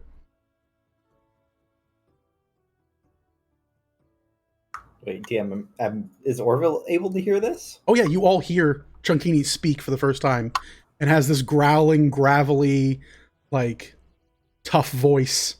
It's not really tough. It's my voice. What are you doing? But still, you hear this like, oh, I definitely want some food. Hey, green guy. Wait. Are you? You. This is Vizier Chunkini? Yeah, Chunkini points at you and goes, "What'd you call me?" Vizier. Isn't that your title? Oh, I have a title. Yes. As Vizier, I want you to present that creature you had on the back of that wagon. I mean to catch it this time. You recall way back when you guys were riding that you had a piece of your string and a small little toy you played with Chunkini with. And this cat has taken it to be that you were taunting them with an enemy this entire time. And you see claws come out. It goes, I will destroy that creature. Mark my word. Also, that shiny thing you did. That firefly. Off the glint of the metal of your armor, I will defeat every single one of them. I have chased them for time eternal. My time is now. My vengeance will be swift, provided it comes within about 5 feet of me. As you're really far away right now, that seems like a really long place to go. I don't really want to walk that far. You're not one for walking, are you? You see Chunkini sit down, flat on his ass, legs out in front of him. He goes, it's really tiring to stand, actually. It's really warm. Can I get clarification on something? Yeah. Is he standing on 2 legs? On 2 legs. Or is... Like a person. Oh my god. Now he's sitting down, tail out, legs out in front of him. And you hear, and it's the sunflowers smell really good. And I'll just... vengeance in 10 minutes. And lays down and curls up and immediately starts purring and sleeping right where they stand. You hear the...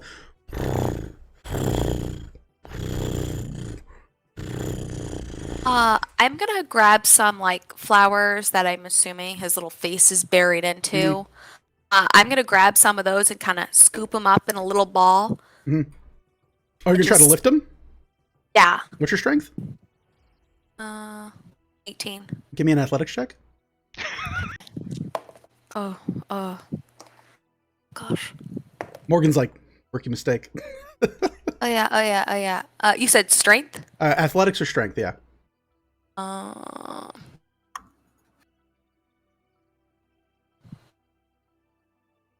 It's a 26. 26. You lift, and there is density to this cat.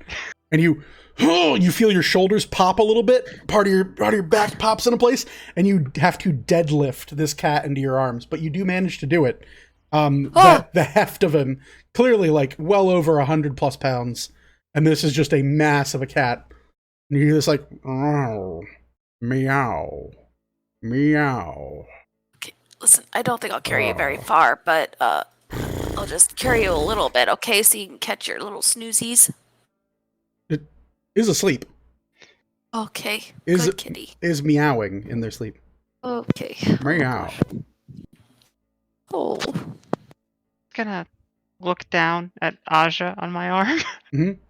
You look down, and there is the sassiest looking snake. You're not sure how, but in one wing there is a long tube and a cigarette at the end of it. And I was just, so finally you can hear me, you witchy bitch. Am I going to breathe fire for you today? I presume you don't enjoy. I've done it myself too. Oh yes, you do it yourself. But I am always in danger. I am beautiful. And you run the risk of hurting me. You know you're always going to come back. Oh, maybe. But maybe the next time I do not come back the way you say. No, I never even get to thank you. I have thanked you several times. Thank you very much. Not enough. You thank me many more times. Thank you. You're welcome.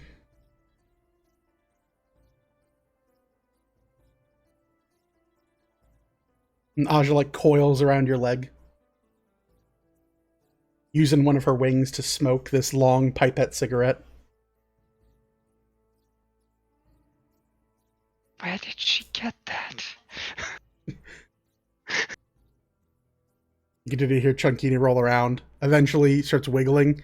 So, set me down. Yes, sorry. Do you have any food? Wait, hold on. Do you have food? What's If I that in your had hand? food, would you stay longer? I mean, maybe. I see how it is. Hiding the food from your old friend Vizier. All right. What is this, a diet? This is a war crime where I'm from. Denying me food. Summoner! Summoner, this heathen has denied me food! Slay her! Well, it's their food. What? Mm-hmm. They own it. How can you ask own for it food? politely. What is... Everyone is entitled to all of the food, and I want it. Well, if you ask politely, maybe she'll give you some. Politely? Mm-hmm. You see, like, this, like, wiggly cat kind of look up at you, Celeste, and go, "Give me your food. Please. Please. And I won't eat your shoes." Ew, why would you eat my shoes? You know my feet go in there, right? They're delicious. Have you ever eaten a shoe? Don't judge me. No. I don't. You get to I'm gonna you start- get to mead your claws go in them and they tear real nice and it feels real good in your toes, and then you eat them. But then they usually come back up afterwards. They don't stay down. Kind of borrow shoes. You don't really own shoes. Well, I own shoes. No, you just think you do. Okay. No. Okay. Sure. I'm gonna pull out a ration. What is Go, this? you want some? Is meat? Huh? Yeah, No, any? I guess so. Just try it. Just try it. Like starts like chewing on it and you're like, meow, meow, Oh, so precious. meow. As you're holding them, I need you to make me a dexterity saving throw. Oh, great.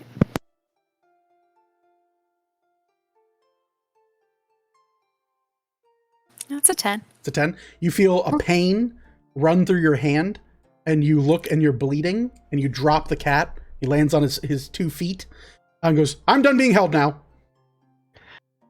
Okay, next time, just so you're aware, all you have to say is, "Put me down, please."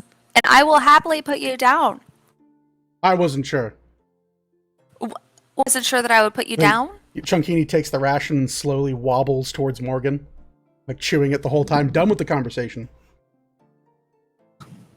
Oh my god. Nerve of this adorable. You see Chunkini walk up to Morgan and like rub his whole body up against her leg. I'm gonna pat his head and just be like, now that you can talk, we should probably work on your manners a little bit. I didn't hurt her. You did a little, but Well, we'll talk about it. she could have done a better job of worshiping me.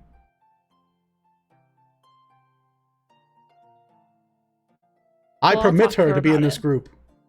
Well, here's the thing is that you said you were tired, so I picked you up to carry you because I thought you were tired. And then I got you flowers because I thought you wanted to embrace those and smell those. And then I thought you wanted to be in the sun, so I was holding you so that the sun could hit you for your little cat nap. I didn't realize. Is that a microaggression? No. You didn't get consent. You're just Consent a monster person. Just because I enjoy those things doesn't mean I particularly wanted them at that time. Right. Okay. Right. Cool. Right. Now you can pet me if I let you. No, I don't want to pet you anymore. I also don't want to share my food with you anymore. You're not getting so- this back. This is mine now. Mm-hmm. And I'll be there. The next time you leave something unguarded at the top of one of those tobbles, it's mine. Bubbles? Yeah. I know all about the tobbles and how you try to keep things from me. But guess what? I can get on top of the tobbles. And I next will time? turn the tobbles on you. Okay, yeah, cool. The next time you're sleeping in a window with the sun out, I'm gonna make sure to close that blind. That way the sun doesn't hit you and you can't enjoy it. Wow. Okay? So everyone's true colors are coming out, huh? Yeah. I see how it is. All right. Good. Next time you're getting mauled by hungry people that look like you, I won't knock them over. And I'll just let you get eaten like this delicious thing you've given me to eat. You're welcome. Ma? Do you want some water? Yeah, I would actually like some water, yeah. Okay, all right. Thanks. She's gonna pull out some water. Like a little hamster? Yeah, there you go. Oh, this is All great. right. Thank you. Yeah, you're welcome. But don't get used to it, okay? Because after this, We're sworn enemies for life. for sure. All 9 of them. Only get 9? Okay, but listen, if you're thirsty along I the way, have just 9. let me know. If you need me to carry you a little bit, let me know if your legs get tired. They are pretty tired. Well, I was carrying you, but you bit me. So now you gotta walk a little. She's lying again, Summoner. Summoner, I scratched her. I didn't bite her at all. I was eating. Okay, well, pardon, but there's blood, so Your fault for bleeding. Sure. You know what? That's fair. I'm not tough enough. Oh. I'll practice. Okay, for next time. Yep. Sorry about that. Summoner, I don't know what they would do without us. This weak group you've assembled. I absolutely agree with you. Mm-hmm. They'd be lost without us. We weren't leading this ship. Walking this pride. They'd be doomed. Doomed all the same, one and all. You hear this like kind of like peh sound. You hear like a kind of a hissing whisper and goes, "Hey, Summoner, if you want, I can swallow the cat whole. Would be no trouble. He's a thick boy, but I have no gag reflex." I know, Aja, but honestly, I wouldn't want you to deal with the indigestion. Oh yes, bit of a hairball.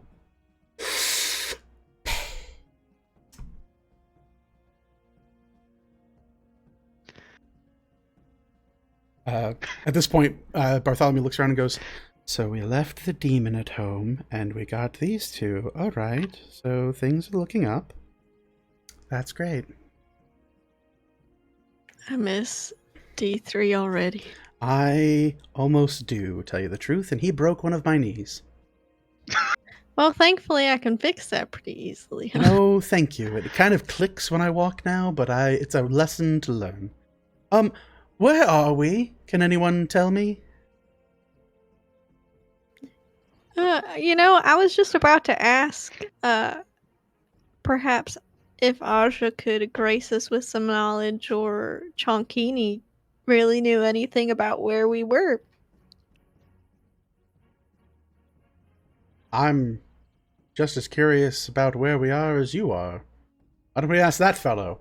You see Chunkini point, and on the far end of this open glade, you see a large tree stump, and right where there's a beam of sunlight sitting, there is a mound of bright pink flesh that's kind of like slowly moving up and down. Why don't we ask that?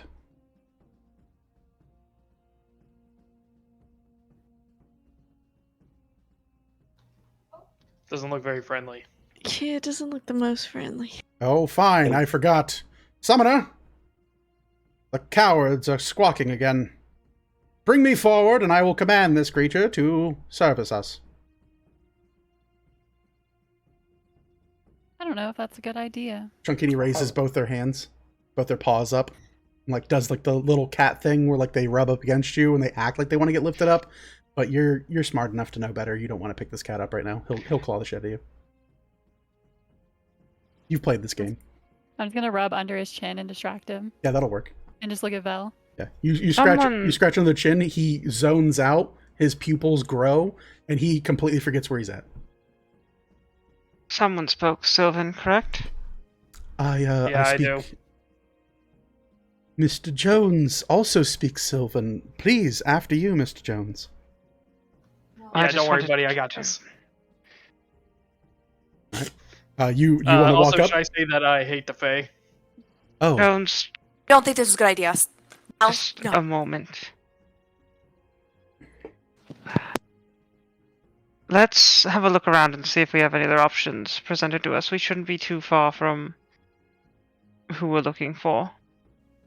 Okay, yeah, because I learned this language out of spite, so. Yeah, we'll have Bartholomew do some talking if I learned this that pink language mound. in secondary school, actually. Is that also out of spite?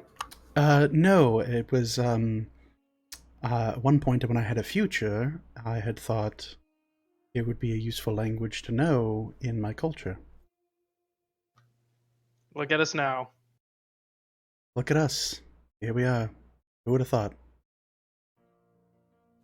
The worst place in existence. I will agree to disagree with you, Mr. Jones. Yeah, the ice cream shop does exist. That is true. It is a hellscape by which I would not suffer my worst enemy to work there. Right then. And you see like Bartholomew looking around. Overall, you guys are in this like open glade. You do see near the tree stump there's like a split in the forest up ahead.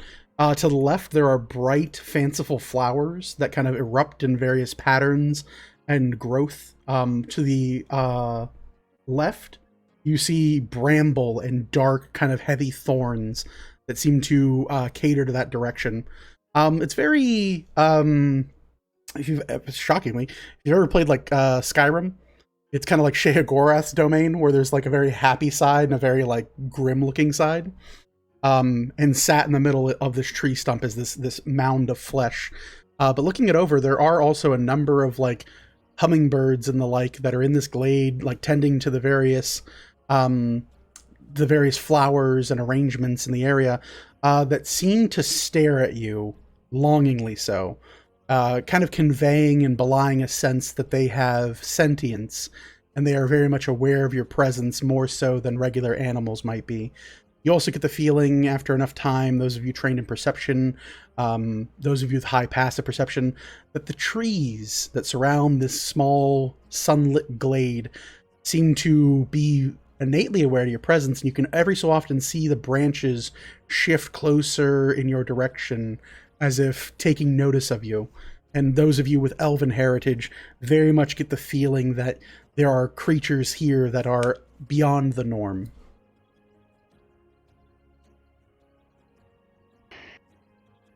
I have a few options of who to speak to.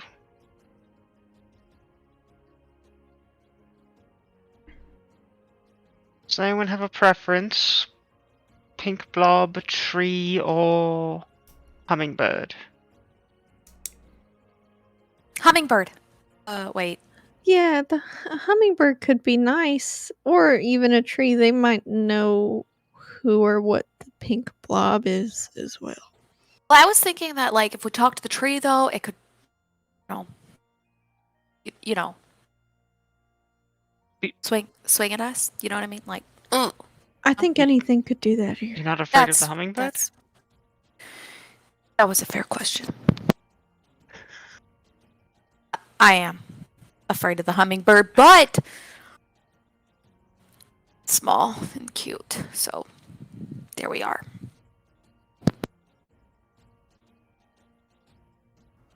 I mean, maybe the trees are just, polite but antisocial, and they tell us to leave them alone. That's going to go over one of two ways. The tree's either going to love that joke or they're going to hate it. I personally loved it, so I don't know. What do you want to do? Although if you want to give it a try, why don't you go bark at the trees? Oh, it's just a pun. That was a good joke too. Apocalypse. That was a good joke too. It's all the apocalypse. If Tez watching, they'll love this segment, as it's all just puns. So you walking up to talk to the trees? Orville? Orville don't speak tree. Oh, that's fair. It's all right, guys. I'll go ask him a question. Oh God. Oh, The yet pain. again, Jones, another you- one. Oh, Jonesy, who are you walking up to? Whatever tree looks just like the most worn out. Sure. You find like an old oak that seems to have a number of knobs and like crooks and crannies within it. Number of like old, like you can tell its leaves have regrown multiple times. It still has splotches of like areas where like the filament won't really settle, the chlorophyll and like the kind of cycle of life is slowly leaving this tree. It's like an elder oak is kind of what the feeling of it. You walk up to it and you feel it shift and turn, and you see the bark and these kind of like knot holes kind of move across the surface of the tree, and they kind of look like a face. There's like this like weird thing where the branches seem to kind of form like what looks like a mouth, and the knots become like eyes in a way. And it definitely seems like there is a face looking at you, very like Mother Willow from Pocahontas kind of vibes, where it's not really a face, but it is a face formed out of the parts of the tree. In Sylvan. Hey, bro. What's up? Hello, bro. The sky is up. Oh, yeah. True. What's your name? My name. What is your name? What is a name? Whoa. That's pretty deep, man. My roots run through this forest, quite deeply indeed. Landwalker, soil tiller, scale bearer. I don't really dig ditches anymore. Anyway, how's it going? How you feeling? What's the mood? What's the vibe? Living. True. Okay. Hey, what's that guy's deal? And I'll point over to the pink blob. Oh, that is a shepherd. Be careful. Huh. What's he shepherding? Lies and trickery. He will convince you to allow them to tear at your bark, rend pieces of you, and feed from you. That's not cool. No, they're rather warm. Is this guy bothering you? Like, does he come over here and mess with you? Not any longer. I have since grown useless to them, and there is no reason to further destroy and desecrate this land, for they have their sunspot they so desired. Damn. That's harsh.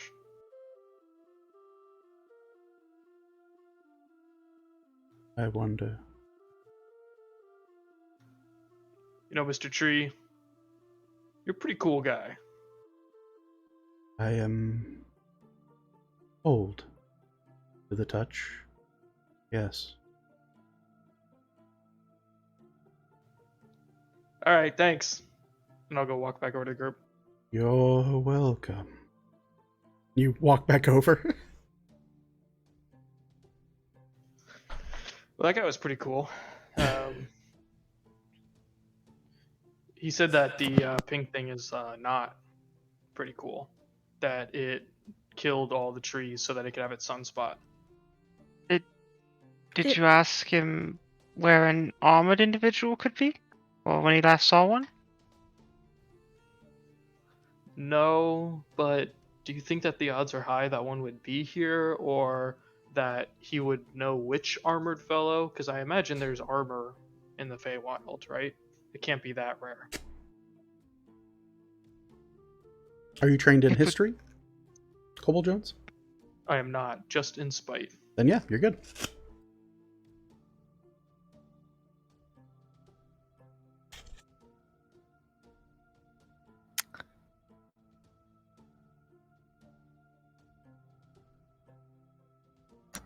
TM, as somebody who is trained in history, would I have the opportunity to correct him on anything? of Yeah, the sort? you know that many druidic practices do not rely on metal or armor or anything of that sort.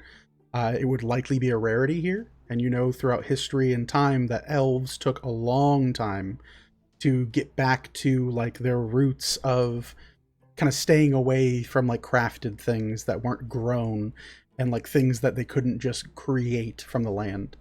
An armored individual like Kobold Jones is a rarity in places like this. Sources of druidic magic. Gotcha. Jonesy, the folks around here, they don't do too much with the metal and whatnot. I hate to say you're wrong, but I think you're wrong here. Huh. I mean, I guess I don't see anybody in armor right now, so it's fair. I'll go walk over to the tree, my tree bro again. You walk over, the face reforms. Hey, tree bud, you seen any other people with like shiny armor like mine anytime recently or ever, I guess? Yes. Some time ago, there were those who walked on two legs like you. Their leader shone most magnificently in the sun. You know anything about him? No. They were loud, and they tore through this land with reckless abandon. That doesn't sound very cool. Do you know which way he went? Yes. They passed further westward. My brothers and sisters saw them throughout the glades. Now they stand among a source of retained water that has bled from the sky. Is that to the west too? Yes. Hey man, thanks. Is there anything that you want or need? Want, need. Yes. Would you do me a favor?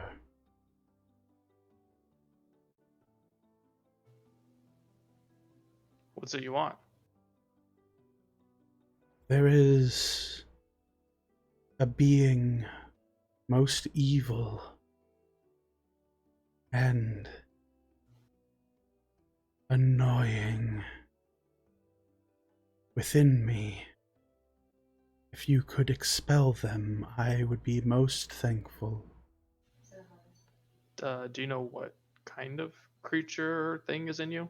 A vermin, a terrible monster whose razor-sharp talons tear and rend myself.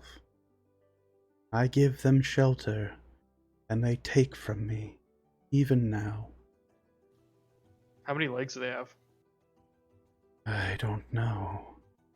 They have no roots, but they walk as you do. Sometimes upright, other times like that, a beast. Alright. I'll see what I can do for you. I appreciate the information. Thank you. I'll go walk back over to the group. Okay. Alright, so you were right, Orville.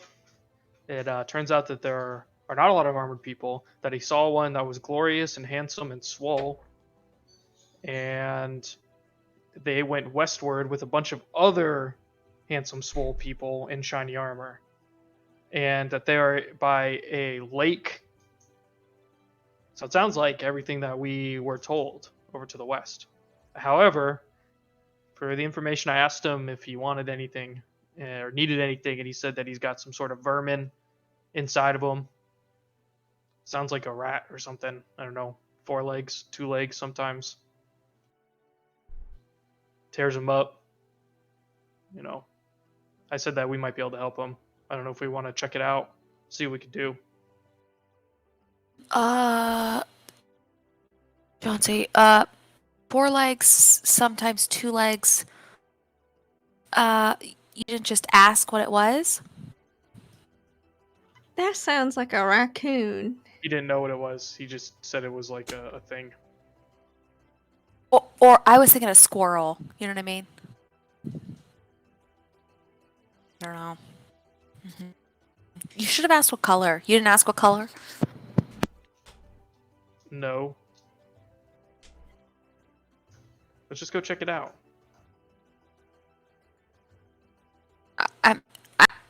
I think we should, but I mean, what do you guys? I think it'd be the right thing to do since he gave us all the information that we needed, potentially. Well, no, we're looking for someone with an ugly face and a fat butt.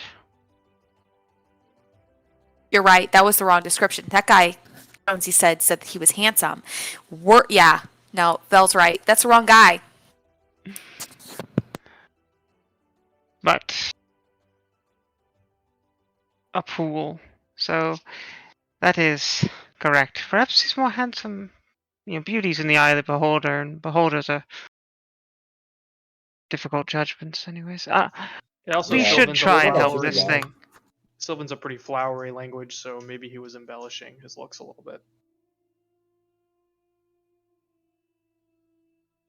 Well, you also might say that your enemies are pretty ugly too, to be honest.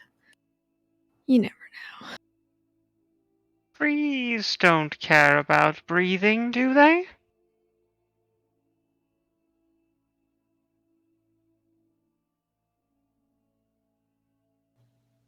What was Mm. that? What? Trees. The tree. Would he mind if I engulfed him in a cloud of stinking disgustingness and see He what has that like a- shakes out of him? He has like a face, but I don't know. Would I know anything being trained in survival if a stinking cloud would mess up a tree? You know that most trees are susceptible to like poisons and things of that nature. Likely would be damaged, but doesn't breathe. So who knows? Probably not.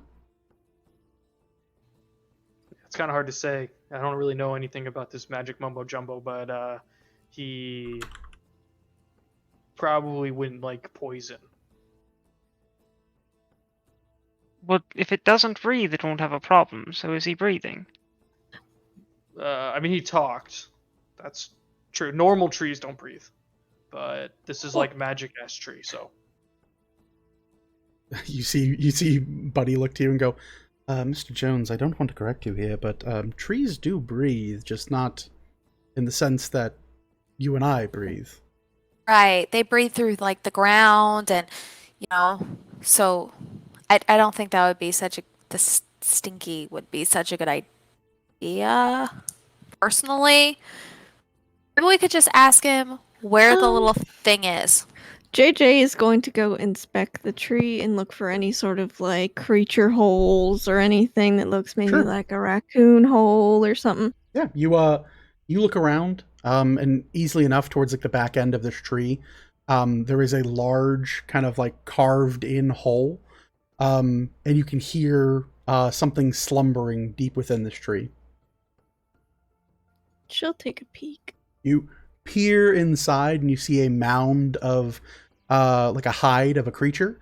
You look it over and it appears to be like this like furred creature with a long pink tail and a pointed nose. Trained in nature, you know it to be a possum.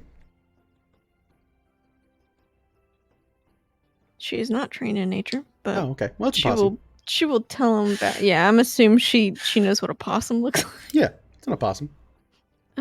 Okay. She will return to the group. I think JJ's southern enough for to know what a possum is. She's had a possum or two in her life. Most likely. It's a possum, y'all. Simple pest control. You can either, move it or something. I don't know. Wow. Is it simple here? Probably not. Probably not. You could probably you could attempt to have a discussion with it. I don't know what kind of discussing possums like to do. Like a good little scritch every now and then back home, but that's about all I know. Well, Jones, the tree's your friend. How do you want to handle this? Don't like the idea of negotiating with terrorists. Technically, we're negotiating with someone who's in their home. The home just also happens to be a living creature. It's pretty morbid. Happens. I hate to say here, Mr. Jonesy, but we don't really owe this tree. I mean, it's just friendly banter. We could just leave it, not get involved. In fact, it probably behooves us to not get involved in the politics of this place. That is true. But it Wait, did help us. did the tree tell you its name, Jonesy? Nah, it doesn't believe in things like names. Oh, you don't want to do names around here. Yeah, I was about to say, don't deal in names here. Why? Oh, Why you lose it? You lose it. It's taken. What? What do you mean taken? You cease to exist as a being. or they could steal your firstborn, or sell you off to a witch or a hag. Yeah.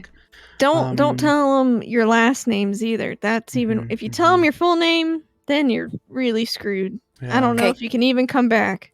You know, Should we maybe work in code names then instead? Because how am I supposed to talk to you guys? Oh, if I don't... I've always worked in a code name. JJ's not your real name? JJ is my name. It's a trick. It's a I code. thought this was always a thing. Doesn't everyone's family? I know. Wait a My minute. real name's not Celeste either, so it's fine.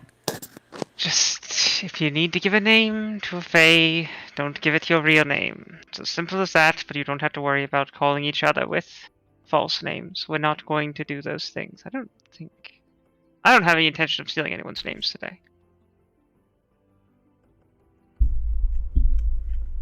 That's a Today. joke, Celeste. Good one. Yeah. Mhm. Okay, yeah, I mean, I just figured we'd turn the trees against the paladin. I mean, if that's the plan, then go for it.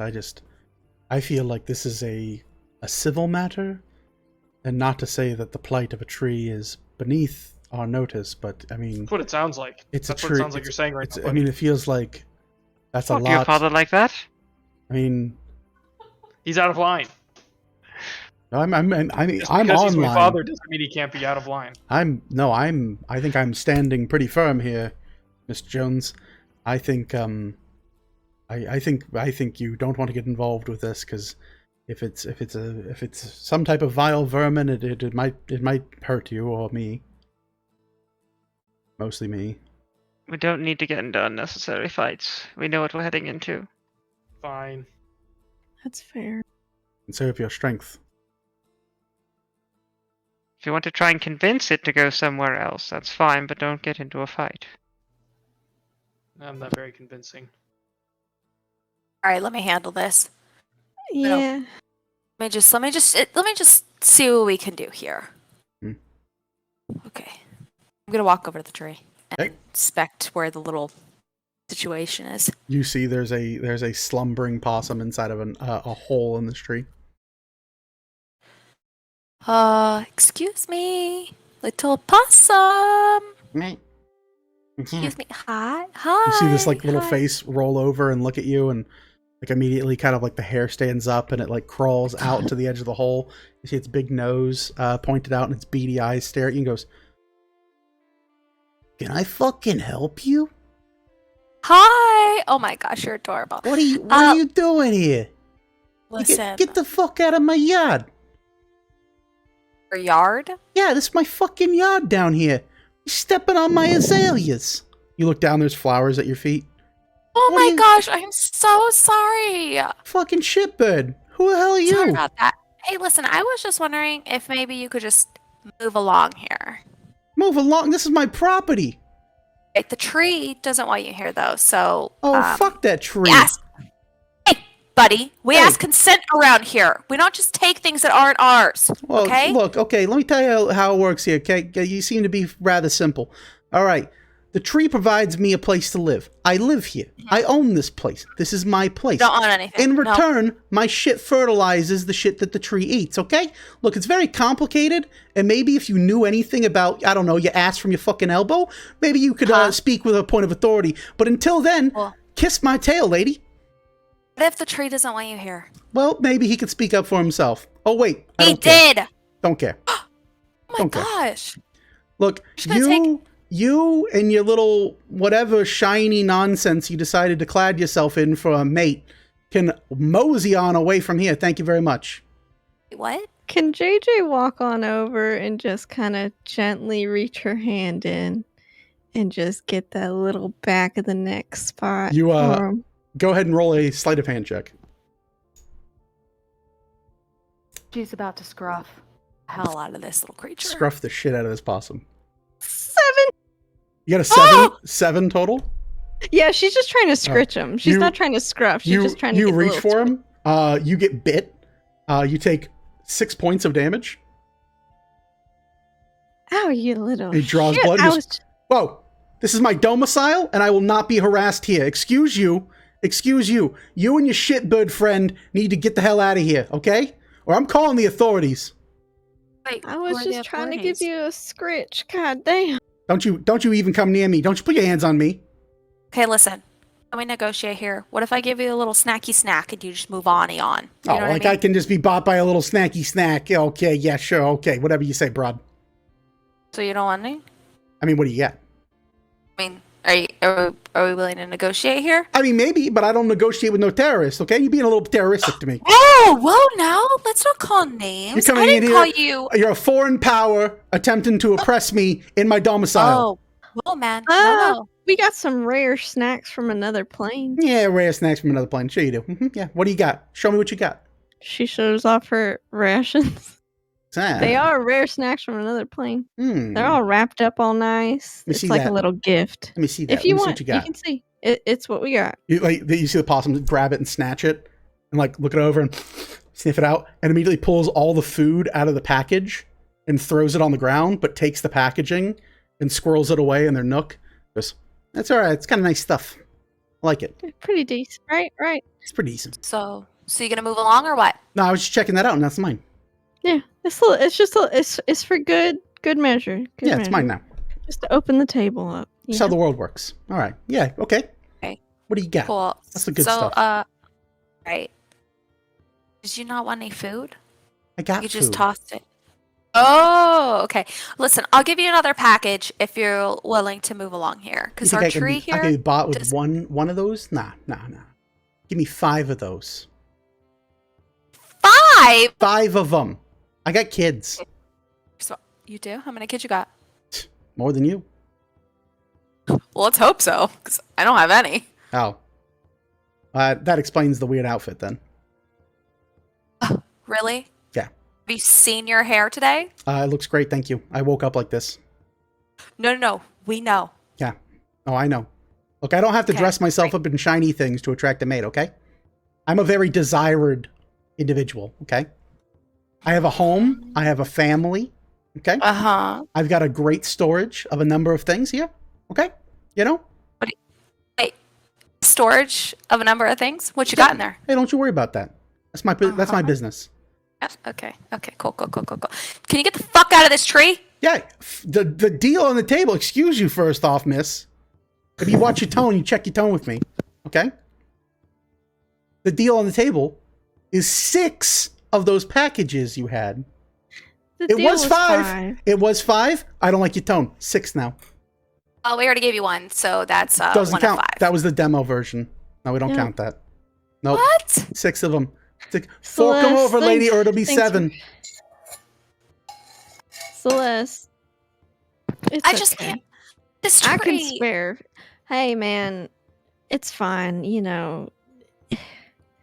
I can go hungry for a couple days. It's fine. It's okay. And JJ will. You gotta get out of the tree first. Get all your shit out. I'll give you the 6. Mm. Give me an animal handling check. You have advantage because he is food motivated.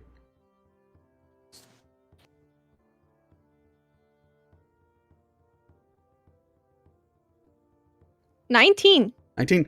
You see him like, all right, fine. You win. Deal's a deal. Walks out and like you start hearing like rustling and like rolling of things and slowly like pulling out in this like strange looking blanket is a like collection of like trash and garbage that they've been nesting with. And they like hop out and there's like a little like bundle tied around their neck. And they go, I'll take my packages now, thank you. JJ will pass one by one, just so he knows there are 6 Slowly, there. this possum like takes them and like starts kind of like just melding like the trash part and leaving all the food on the ground, and takes it and goes, all right. And like that tree anyway, it was rotten. Oof. Starts Yeah, walking time away. to go find a new spot. You see this Bye. big chubby possum leave the tree. Celeste, things work a little differently. You know how they say, like, one man's trash is another man's treasure? Just don't.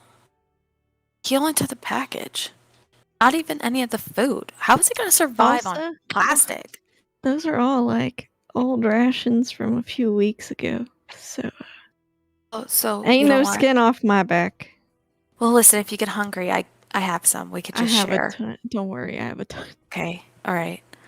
Don't Well, worry. I've been At least he's stalking. gone now, so we don't have to worry about the poor tree, right? You know? Whew. Thanks for your help. Of course. Sometimes you gotta be a little heavy-handed with Should have just taken him out. creatures. I mean, No, it's fine. All right, let's let Jonesy let his buddy know that he's all good now. Pair of you walk around the other side of the tree. Jonesy, they inform you of what happened.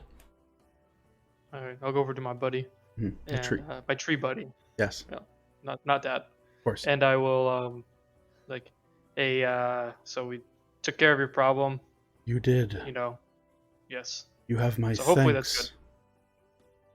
little one. Yeah, no problem, man. You scratch my back, I scratch your back. I have no back to scratch. But thank Yeah, you. you know, I meant like the metaphorical back. Metaphorical. Yes. Anyway, A gift. see you later, bud. Here. Take this. You see a branch lean down, and there's a, like, hooked to it is a golden acorn. Take of this seed, and may it bring you good fortune. Wow. Thanks, man. Of And course. I guess I'll take it. You pluck it, and it's this large, like, golden acorn. Huh. This guy's pretty nice. And I'll walk back over to the group. See, Bartholomew, that's why you help someone some simple problem like this. No, I Get an acorn. have expected someone to die.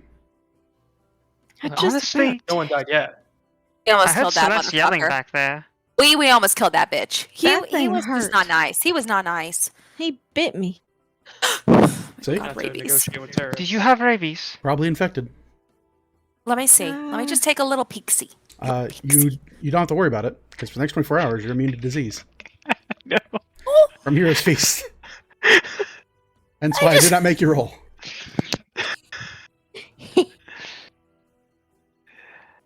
Her Alright. vampire teeth start drooling. All right. What do you want to do? Let's follow the path that our friend here said that You look. It's where both those paths are. The westward presence is through either one of those doors, effectively. Those pathways. Okay. Both are different paths for the same connecting forest. Get it. Well, Well, the dark and gloomy one is obviously the better one. I disagree. You can't trust that one. It's obviously been made that way to look so pleasant that it's going to betray you. Out You of raise a good point, and I agree. Out of character, real quick. Would this essentially be like Seelie and Unseelie? What? And What- would JJ know folklore-wise about anything about Seelie Fae versus Unseelie Fae? Sure. Are you trained in history? Yes. Okay. I'd say as a bard, you might have heard a tale or two. Go ahead and roll a history check.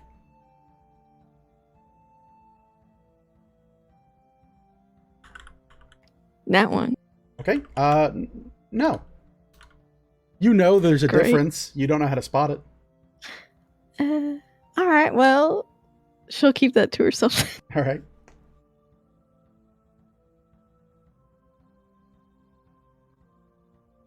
So, which path we going? Oh, that's up to vote now. I'm gonna take mom's side. Thank you. I vote the scary path. Yeah. Do? You vote the scary path? Yep. Who are I'm you? terribly afraid of what Velithil will do to me if I disagree. So yes.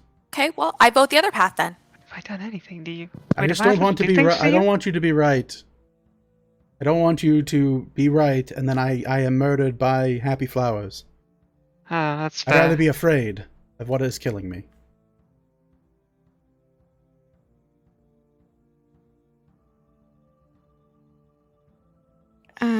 I'll go whichever way, to be honest.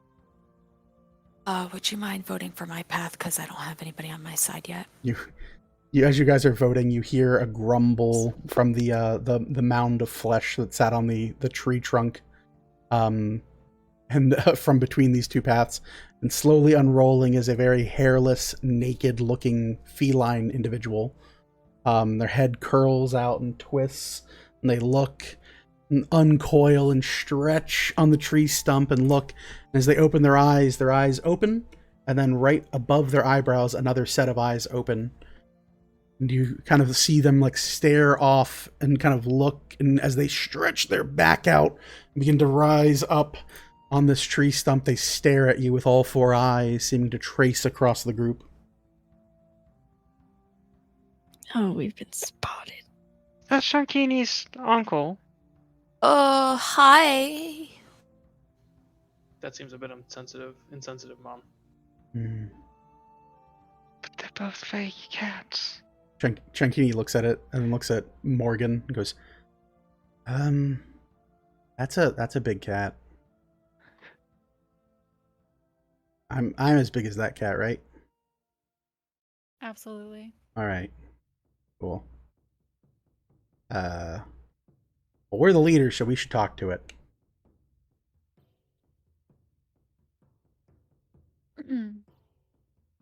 You can absolutely go ahead and try. No, I insist. Go ahead, Morgan. You heard Chunkini. Go. You go ahead.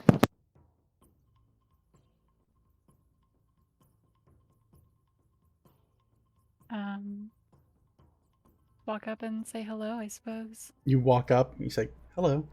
You see this hairless, four-eyed cat look at you and stare at you and go, how peculiar. You have a friend, feline? I do. You are a friend. Yeah? I am. Curious that I find you here in my sunborn glade. Or why have you come? We are looking for someone. Looking. Well, maybe I can help you. Maybe you can help me, eh? Possible? Possible. What is your name, brave one?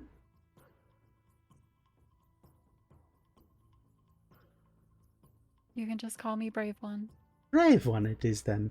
Then I am the seer, brave one. And the seer sees things for those who are friends. And tell me, brave one, what makes you friendly? That's a good question. One I want an answer to. Your follower seems to cling to you. And Chunkini's like behind your leg, like staring at the much bigger cat, terrified. Actually, I'm sorry, immune to fear, so no. But doesn't want to get near it. Well, as you can see how close I am with my companion. You treat him well. I do. Perhaps you treat me well. You smell Okay. different. Mm-hmm. Not from here? No. Oh. Then perhaps a deal, huh? I'll hear the terms of it. Very good. I answer a question 3, and when you leave, you take me.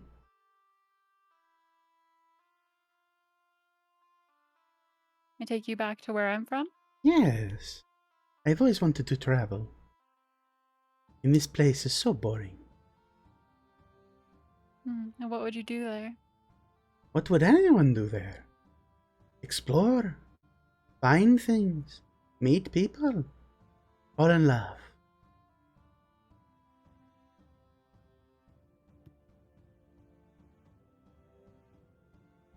Seems like a good offer.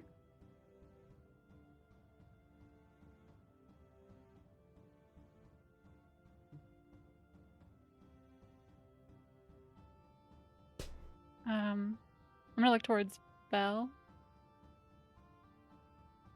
And like, would I know anything about like seers or what I'm looking at? Are you trained in Arcana? No. Nope.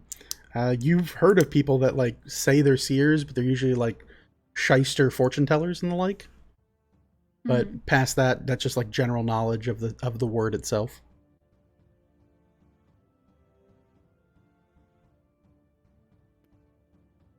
Before we make any deal, how would I know that you're a legitimate seer? Oh. Well, I have these eyes, and I have tended to this grove a long time. But, if you take me with you, I would have to give you my name now, wouldn't I? And at that point, you would have no reason to not trust me. A bond we would have, huh? True. Hmm.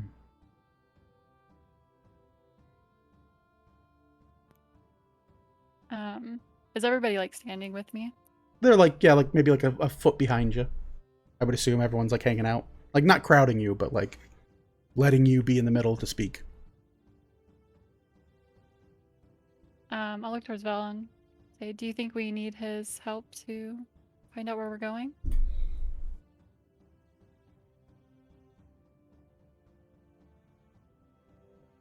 Well, he has been here for some time. I've no doubt he could give us advice on these 2 paths. But he's offering you a deal. A Mhm. deal. A trade. I thought we agreed no deals. I didn't say no deals, I said be wary of them. Totally misunderstood. Hold on, I'll change my notes. Celeste, we just made a deal with a fey possum And also a tree. and a tree. We is too many. I did not do that. I was an accomplice. You just it- wanted to maim and... Party to the deal. I will roll an Arcana check and see if I can identify what sort of creature this is. Sure, go right ahead. 17.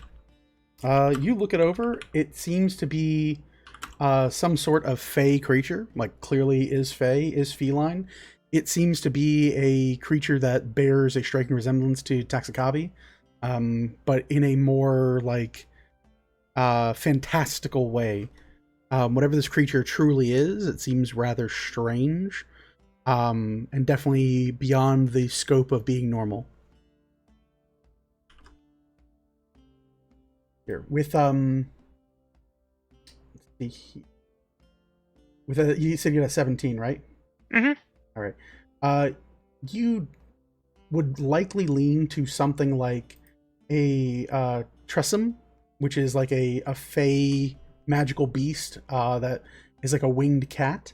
But it also could be something different, and you're not quite sure. But it definitely has like a number of presences that lean you towards like stranger, more rare looking felines. And being that it has sentience, it kind of adds to that strangeness of it. Morgan, the only advice I can give is that there are indeed a wide variety of arcane and powerful felines, and can't say for certain what exactly our friend here may be, but we know our two paths. It's just a matter if you want to make a new friend or not, and get more information before we move on.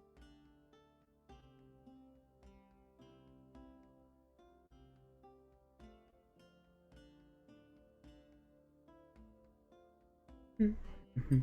Mhm.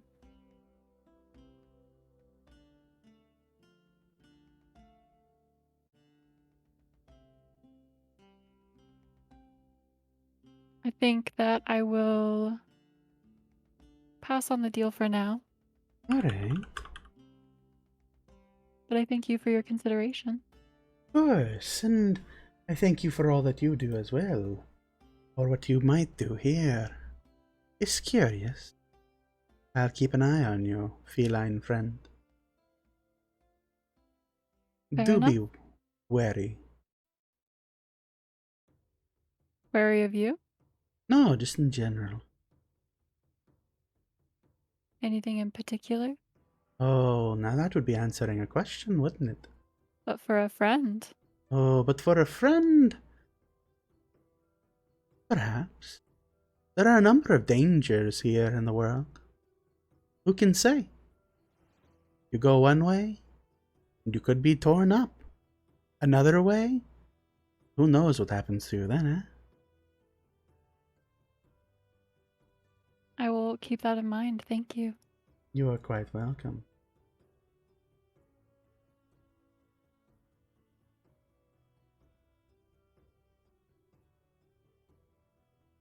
Does anyone else want to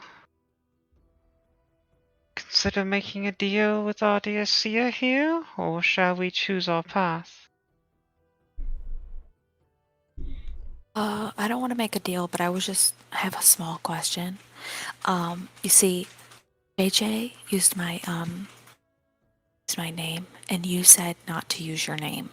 Don't We give can't- your name. Don't give it. So- You personally cannot give your name to Okay. another creature. You could But keep if you it use there. it, but between us, we're okay Okay. because we already. So I could say my name, you, and you could say my name, but just don't give my name away. Don't tell a new creature your name here. What if we just don't do any of that stuff? Yeah. We can stop using names. That's fine.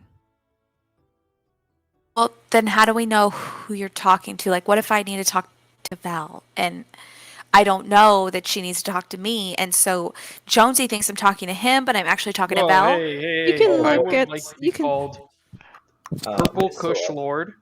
Why don't we or just call you Daddy. Kobold? Purple Hush Lord? That's what you went with. Yeah, you can add a 420 at the end if you want. Or We're not doing that. Alright, we're just going to call you Purple. Daddy.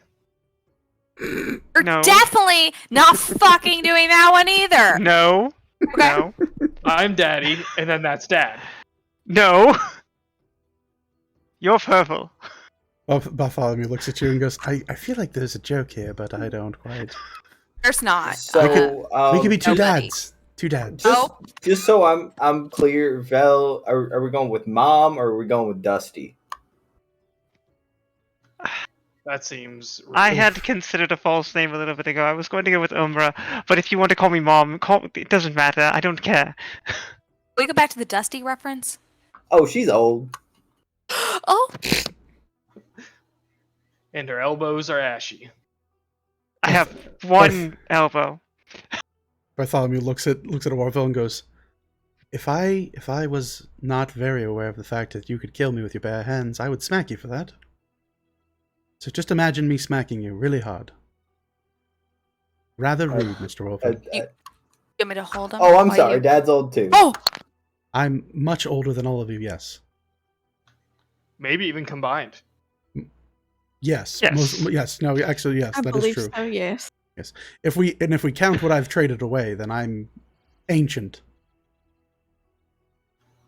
Like slaved away at the ice cream shop, traded away, or some other nefarious thing. Let's go with that. Yeah, that seems fair. Metaphorical. Alright, thanks, Dad. Yes. Now we'll be off, or are we going to further talk to the seeing thing here? I can't really look directly at it. It's I kind of freaking me out. no. I vote we go down the sunny path, personally. I am opposed to the sunny path because I am sure something will murder me there.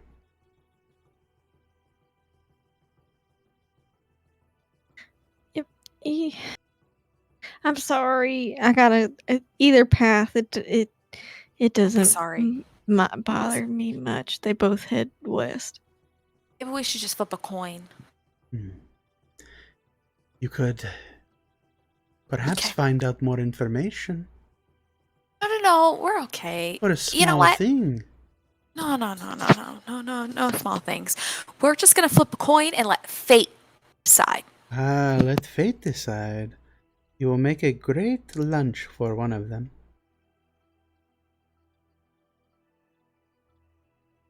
I mean, like, what could really happen if he came back with us? Ah, yes. Nothing that would bother you. A great lunch is a lot better than a bad lunch. Well, you say this. For somebody else eating us, probably Oh, not. yes. You want to be caged or cannibalized? This is your choice, eh?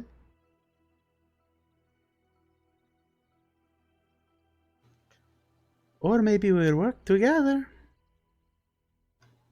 No cage can hold purple Kush 420. Haha, very funny. I think a very, very small cage would help you. Yeah, well, you think whatever you want, okay? Okay. I just know what I know. Are you only interested in a deal with the feline friend here, or Well, she is the only one that I would say is trustworthy. But if she vouches for one of you, perhaps I could make a deal with you. But I'm not really interested in anyone who is not a friend of my people. Look how well she has taken care of the fat one. Look how healthy he is. I mean, I'll consider it if you think it will help. I'm not going to tell you to make any deal that you don't want to make. I just wanted to see if the seer here was interested in anyone else. Friend of a But- friend and all that, yeah?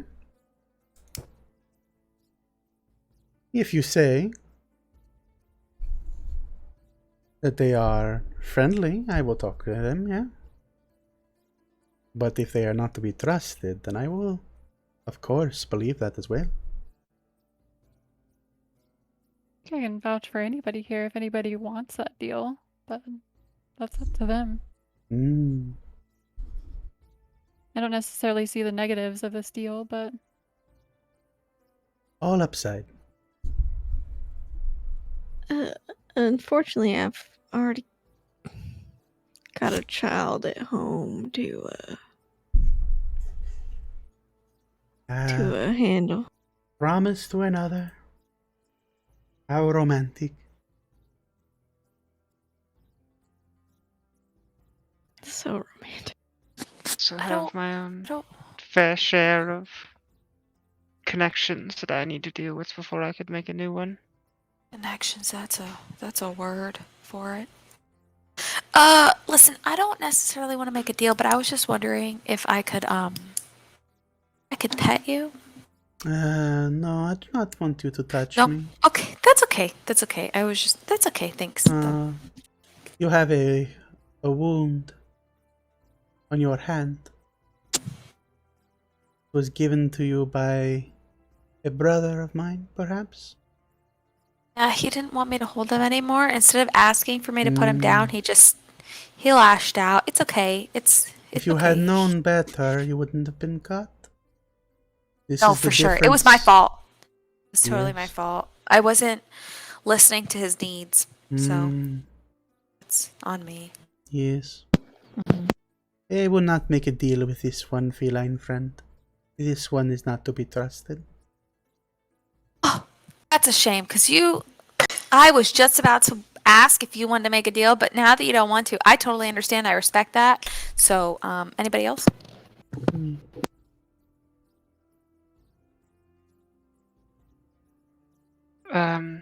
Kush, Little Green.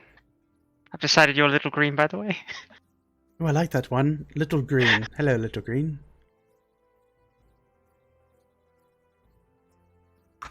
Oh, I think I'll pass on this. Not one for contracts and such.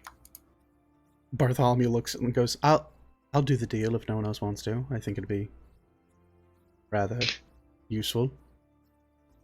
Are you sure? You've had your fair share of these already. Oh yeah, I mean, what's one more, right? It's entirely up to you. Anything for the good of the group. I'm a team player. You don't have to. I'm aware. But I don't want Mr. Jones, I'm sorry, Mr. Kush 420.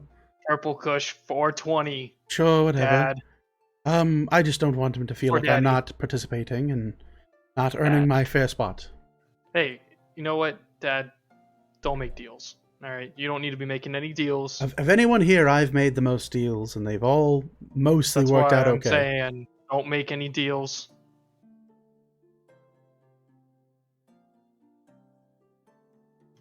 Well, I'll fine. eat you alive here. I will take it under consideration. But if it can help you all in any way, I am happy to do so.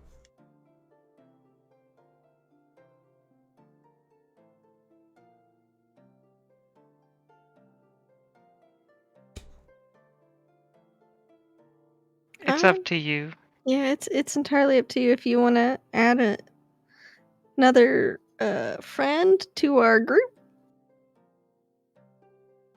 I think As you say this, you see the seer kind of perk up and go, "Oh, I am so sorry. No, I do not want to be a part of your litter. I merely want you all just to take me far away place. Once you've opened the door for me, we're good." We do know that we'll know the seer's name, so Of there is course. a fairness to this. I would be at your mercy at that point, eh?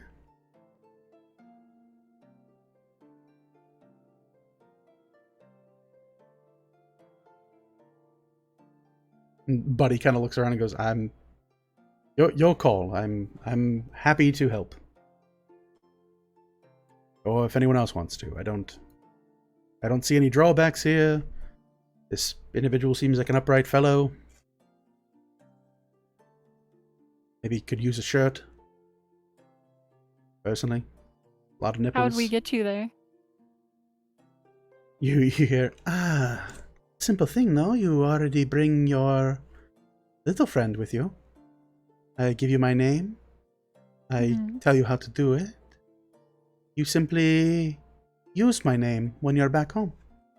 And I come along. You already have a gift of the forest. And points at Kobold Jones, who's holding this golden acorn. You have everything you need for me, eh?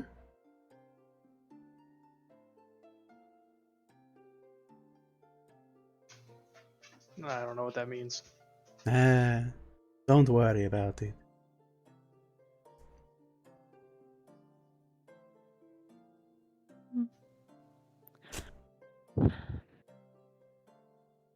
Well, So- I still think I'll pass for now.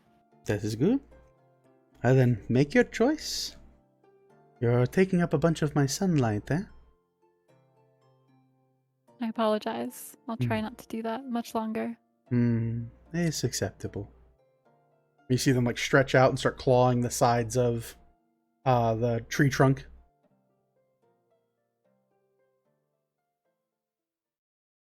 Well, I think we can move on. Yep. Okay. All right, so light path or dark scary path. Could I do an Arcana or History on the paths? What Sure. they could mean? Yeah. Insight, probably what you're looking for. Insight? Insight. I'm not trained in that. Then you could roll history to try and discern the differences between the path. I'll do that. Well, that's natural 20, so I'll have a 27. Okay. Yeah. You look over the kind of brighted happy path, and a lot of it seems to match the area surrounding the lumber mill. You get the feeling that fairies and like high magical fae likely inhabit or otherwise exist within that path. The gnarled and knotted wood, you kind of take time to look it over and like kind of thinking back to what you know about paths like this. You know that not only elves, but there are a number of other creatures that call the Feywilds their home. The gnarled path, you look and you can see tufts of skin and fur that seem to be ripped from a number of individuals that have passed through these gnarled branches and areas.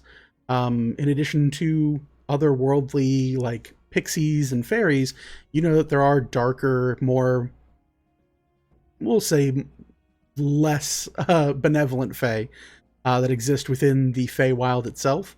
And with a natural 20, you know that there are a number of creatures like JJ who are shifters that also have a connection to the Feywild. Primary among them are many of the lycanthrope and other types of were creatures call this place their home as well.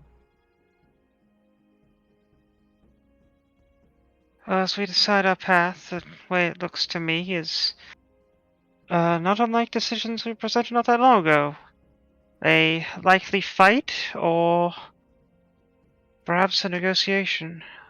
No doubt that if we're intending to cross either of these lands, whoever claims them as their own will want either something from us or something of us.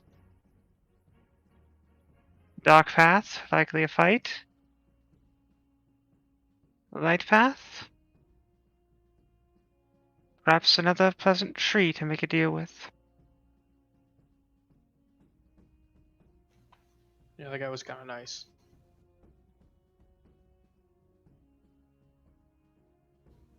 All right, change my mind. Light path.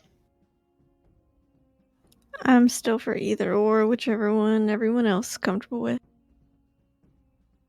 Little Green, did you have a preference? I have no preference nor any sort of head in where we're at. Okay. Brave one, the feline friend.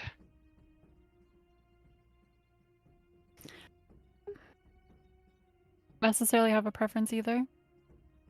My little angel?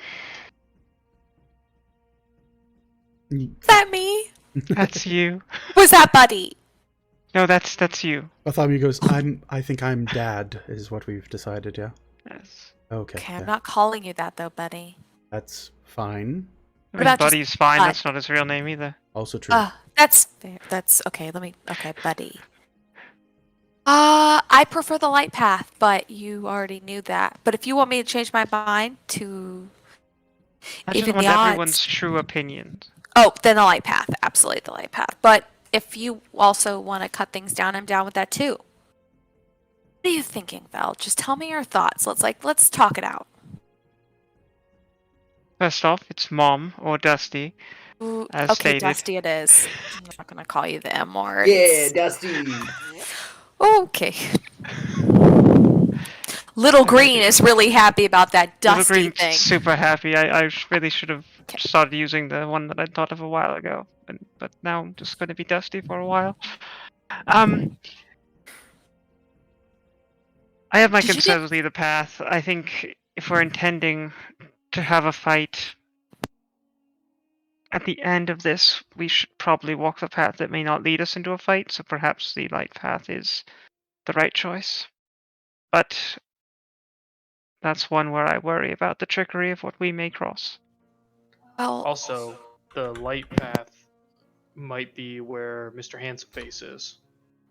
I believe both paths lead in the direction we want to go to find the lake. Yeah, but I mean like his goons. Because he's all light and shiny, right? Oh, that makes sense if that's his. That's fair. maybe we should take the dark path then. I Wait. didn't think about that. I think maybe we'll make this choice throughout the week because it sounds like you guys are very Oh. divisive on what path to take. Oh, can we go? I'm leaning light path now. Yeah. I think I agree. I was right the whole time, so. You were right the whole time, and we finally convinced you to change your mind, and then you're like, Well, once Jonesy decided that that's where all the Paladin's goons would be, I'm like, oh, then we don't want to go that way. We don't want to fight before the fight, but well, we may have to deal with that one way or another. Mhm. all right. Speaking of which, Dusty, does JJ have a nickname yet, or? Yes, JJ. JJ is JJ. my nickname. Okay. Right. Cool. So we got Kush, Little Green, JJ, Brave One, Feline Friend, Buddy, and Dusty. Okay. Got it. Cool. What's JJ's real name? That's none of your business. Oh, no, for sure, JJ. Sorry about that. No, for sure. Damn. That ain't nobody's business. I don't think I've told anybody. I don't think so either. Nope. No, I think I asked a while ago, and I received a very similar answer, and it's fair. Very true. So yeah, let's. You save one tree from a possum together and you think that you're closer. You're not. Best buddies. All right then. Go to So Lich Prom together. going off of this, you guys are heading down the flowery happy path. Yeah. All right. So we'll head down that path next week. And for all of you watching at home, we do thank you for tuning in. I'll keep an eye out on these Seekers of Golanti, these Weavers Chosen. And when you tune in next Monday for more Second Wake, I'll be there to watch. You'll be there to watch, and hopefully we'll see the end of this. Now we're going to raid somebody who's more in the spirit of the Feywild than I am, and certainly make sure we use any of those emotes in the chat. Cheer and be respectful. Show them that D&D players aren't a bunch of jerks. I've been Montserrat! Filling in for Kareem Zamir. They've been the Seekers of Galanti. We'll see you next Monday. Peace out.